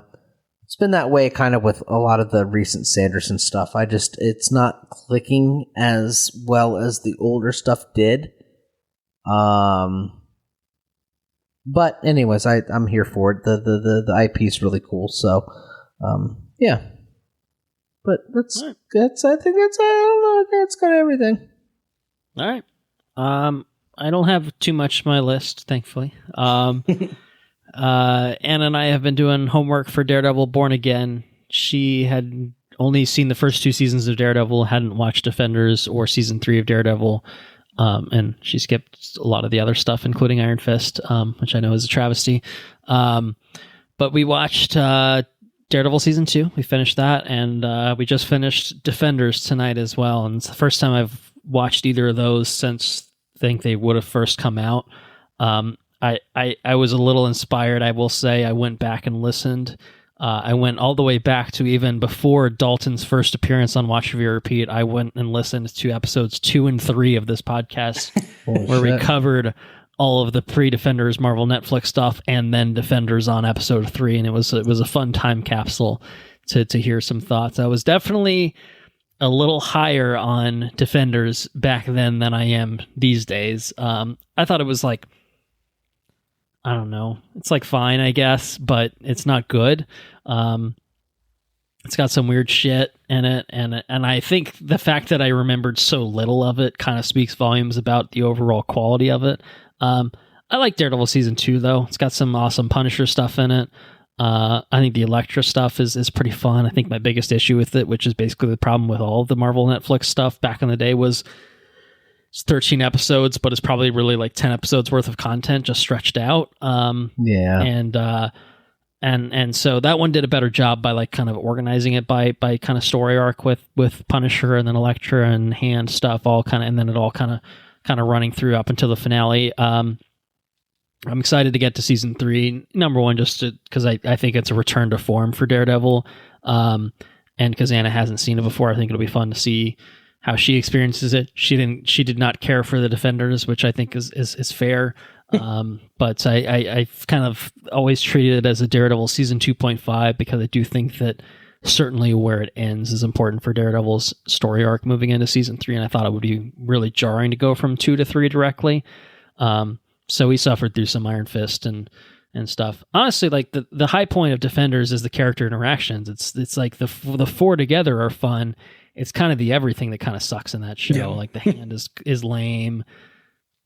The action is not nearly as good as it was in Daredevil. It's basically Iron Fist levels of choreography, and it's kind of just nothing. And it's like it's the same thing as 8 episodes, but it's like 2 hours worth of content stretched to 8 for some reason. Like somehow, is kind of how I felt about it. So anyway, looking forward to season 3 of Daredevil, and then of course catching up on Born Again, which we will hope to cover on a future episode, but I'm going to be holding things up until we get there. But we're making our way through things pretty quickly at this point.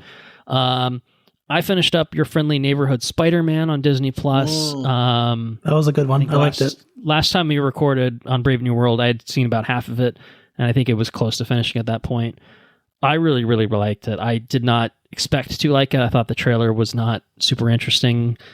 The guy that voices Peter made some dumb shit comments about how the show was like super not woke or whatever, and it's just like, I don't know, man. You got a black Norman Osborn, you got black Harry Osborn. I don't know, man. Like it's actually pretty diverse, sort of thing. Like Disney probably wouldn't greenlight it as is right now. So like I think you're kind of an idiot, but he was fine, and I think like the show itself just really surprised me, like how like MCU adjacent it was, but how fun it got by diverting from the MCU stuff. Like the Norman stuff was really interesting. Yeah. The Spider-Man origin was really interesting, and just kind of how that all worked out, and like his friendships with Nico and Harry, and like it's very, very different from the MCU, but still uses a lot of the same touchstones that keep it kind of interesting and grounded. And I thought it got like Like, I like the animation style. I think that was kind of a fun sort of comic booky style, but I was surprised at how like far it took things. Like Scorpion was like legit menacing, and like that, like the action was really well done. I don't know. I was very, very surprised by it. Would definitely recommend it. I'm looking forward to season 2. I think they're making at least 3 seasons they've announced, and I feel like they set up a lot of threads in that last episode. Yeah, I think there's a lot of potential for where it's going to go in the future. I had a lot of fun with the first season, so I would definitely recommend it. I'm like, once I finished it, I think I finished it yesterday, and then today I was like, had some time to watch something, and I was like, what do I do with my time? And I don't know. I couldn't quite figure out what to do. So I got to find something to fill the void, but we'll see. We'll see what happens. I watched a very old movie, a classic movie by the name of Singin' in the Rain, and I wanted to watch it. I hadn't seen it since my college days. I watched it for a film class that I took, and it's a great film. It's obviously a classic, revered film, but it's really, really fun. There is like a 20-minute segment in it where it turns into a different movie entirely, which is very bizarre. It's like I don't know how to explain it.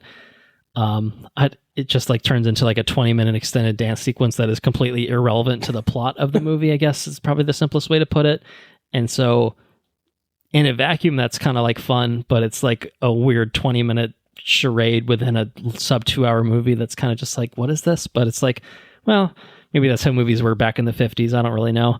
But yeah, Gene Kelly, Donald O'Connor, Debbie Reynolds, I don't know, all really good, really, really fun. Watched it in 4K. I enjoy watching these older movies that were shot on film, and they have these 4K transfers. They put them out on 4K Blu-ray. Like, it's really, really, really cool to see, things like that. Or you're seeing like, the actors wearing makeup, and it's just like, well, you probably didn't notice that before. It's like little things, but just looks so pristine because of the way that it was shot and the way that medium can still be preserved. Up to this day, is obviously as long as they have prints and stuff that they can work from. But really, really, really enjoyed it. Just a classic for a reason. And then finally, not anything. Well, I guess something I've been watching, but not film and TV related necessarily. I have to say, go Gators, because they won the national championship. The fucking what? They won the NCAA tournament. They won March Madness. And funnily enough, we talked about this because Enrique was on with us and he was watching too. Obviously, he went to UF with me as well. So we're both Gator fans, and we're watching. I guess it was I don't know. It might have even been the Honora 97th Academy Awards. No, I take it back. I'm sorry. It was that. It was the last episode you did on Honora and the Academy Awards where I talked about it, and I was like, it looks like we're maybe speeding towards a Gators Duke final, and that didn't happen. It came very close to that. It was Florida and Houston in the final, and it was a nail biter of a championship game, but we came really close to that. But I did mention, I said I had been paying attention to the women's tournament too, and I mentioned UConn by name, and they happened to win their tournament. So I kind of felt good. It was like one of the few times where like my March Madness predictions, I picked the Gators to win. Number one is a homer pick, but number two was like, hey, they're actually pretty good this year. They could do it. If they put all the pieces together, they could do it. And bizarrely enough, I kind of feel like in every single game they played in the tournament, they never put the pieces together, but they kind of just pulled it out of their ass in like the last 3 minutes of every game. Like they kind of got their shit together and figured it out, and that was enough. So it was pretty awesome to see. I've now lived through a World Series for the Atlanta Braves in 2021, which was satisfying, and I technically lived through prior stuff with the Gators, but it was when I was in like middle and high school, and when our other brother was going to school there, he got to enjoy all that. And then by the time I got to go to college, everyone sucked. So football sucked, basketball sucked. I think maybe gymnastics was good, but track and field was good, but the things that I paid attention to were not our greatest years for that, shall we say. But anyway, go Gators. National championship. I ordered a championship shirt, a pennant that I'm going to put on the wall of the office of my office at work. So yeah, things are good. Things are good on that front. So, all right, I think that's it. We're going to wrap this up because it's pretty late here. I won't say how late it is. Someone else can say it, throw us under the bus, but it's pretty late. So it's time to wrap it up. So I'm going to say thank you all for listening. If you enjoyed what you heard, please spread the word. We are on Patreon at patreon.com/watchreviewrepeat. If you want to type up that link, head to that link. You can get early access to all of our regular episodes, timed exclusive access to any bonus episodes, which we have not done any to this point this year, but it will happen at some point. We'll make it happen. Our website's watchreviewrepeat.com. We are on Blue Sky. If you want to follow us on Blue Sky, I think watchreviewrepeat.bsky.social, or just search for Watch Review Repeat. You'll find us there. We're on Facebook, facebook.com/watchreviewrepeat, Instagram at watchreviewrepeat, and of course, said it a couple times, but if you want to be part of the listener's corner and tell us about some shoes you've been watching. Tell us about how much we need to watch the Minecraft movie, or perhaps some other things you want to say. watchreviewrepeat@gmail.com. So if you've got something to say, send it our way. Intro and outro track is Mechanolith by Kevin MacLeod at incompetech.com. I'm told no relation to Benjamin MacLeod, and I think it's spelled differently, in fact. Licensed under the Creative Commons by Attribution 3.0 license. Before we wrap up and tee up what we've got going on, we have to say thank you to Dalton Brown for hanging out with us for a few hours now, reliving the CinemaCon experience with us and sharing, kind of that insight. I can only speak for myself, but I can say I'm very jealous of that you got to go. Yeah, it does cool. Sound a bit grueling. It does sound a bit exhausting, but at the end of the day, it kind of feels like a once in a lifetime experience. Hopefully not literally. Hopefully you get to go, in the years in the future and stuff like that. But just to see what you did, to see the people you did, to see kind of the trailers, all the footage and everything you did, it just sounds like a really, really awesome experience. Andrew and I went to Star Wars Celebration many years ago, probably close to a decade now, and I kind of like that's kind of closer to more like a Comic-Con type thing, but I feel like that was kind of just like a amazing thing that we did, and I still think about that, as like something really, really awesome that top tier thing fondly. Yeah. And so I kind of feel like it's got to be something along those lines, and obviously it's recent in the memory, only a couple of weeks back for you, but just really, really awesome, and it was awesome having you on to talk about it, to share your insights, to share your feelings on these things, and so I think we can make a promise to try to have you back on before another 200 plus episodes elapse. So we'd be happy to have you on for other things in the future. So thank you. Yeah, thanks for having me. Yeah. Well, I think next episode will be Mickey 17. We definitely didn't have time to talk about it on this episode. Yeah, we kick it till 3 o'clock in the morning. Cool. Yeah, you never know. We might. I mean, depending on how crunk Andrew is feeling right now, we can just stop this recording and then start the next one right up. We'll see how it goes. No, won't be happening. We'll get to it at some point. After that, I don't know. We got Warfare came out. Sinners right around the corner. So Andrew might be due for a theater trip in the near future. He's managed to avoid it, I think, since Brave New World. But it's been Sinners would be a good one, I think. Been a month and a half, So there's something. Maybe a double feature if you can. Easter Sunday. You're not doing anything probably, so you could probably make it happen. I did. The Easter Bunny did come today. He already came. The Easter Bunny already came. So Easter Sunday, you're off the hook.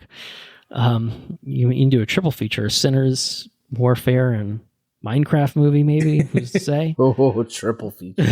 That'll make my wife happy. Yeah, well, that's what it's all about. So anyway, catch us on the next episode. Thank you again to Dalton for spending a good chunk of his evening with us, and we will guess catch you on the next episode. Andrew, you want to take everyone out? Take care now. Bye-bye then. Laters on the Menjay.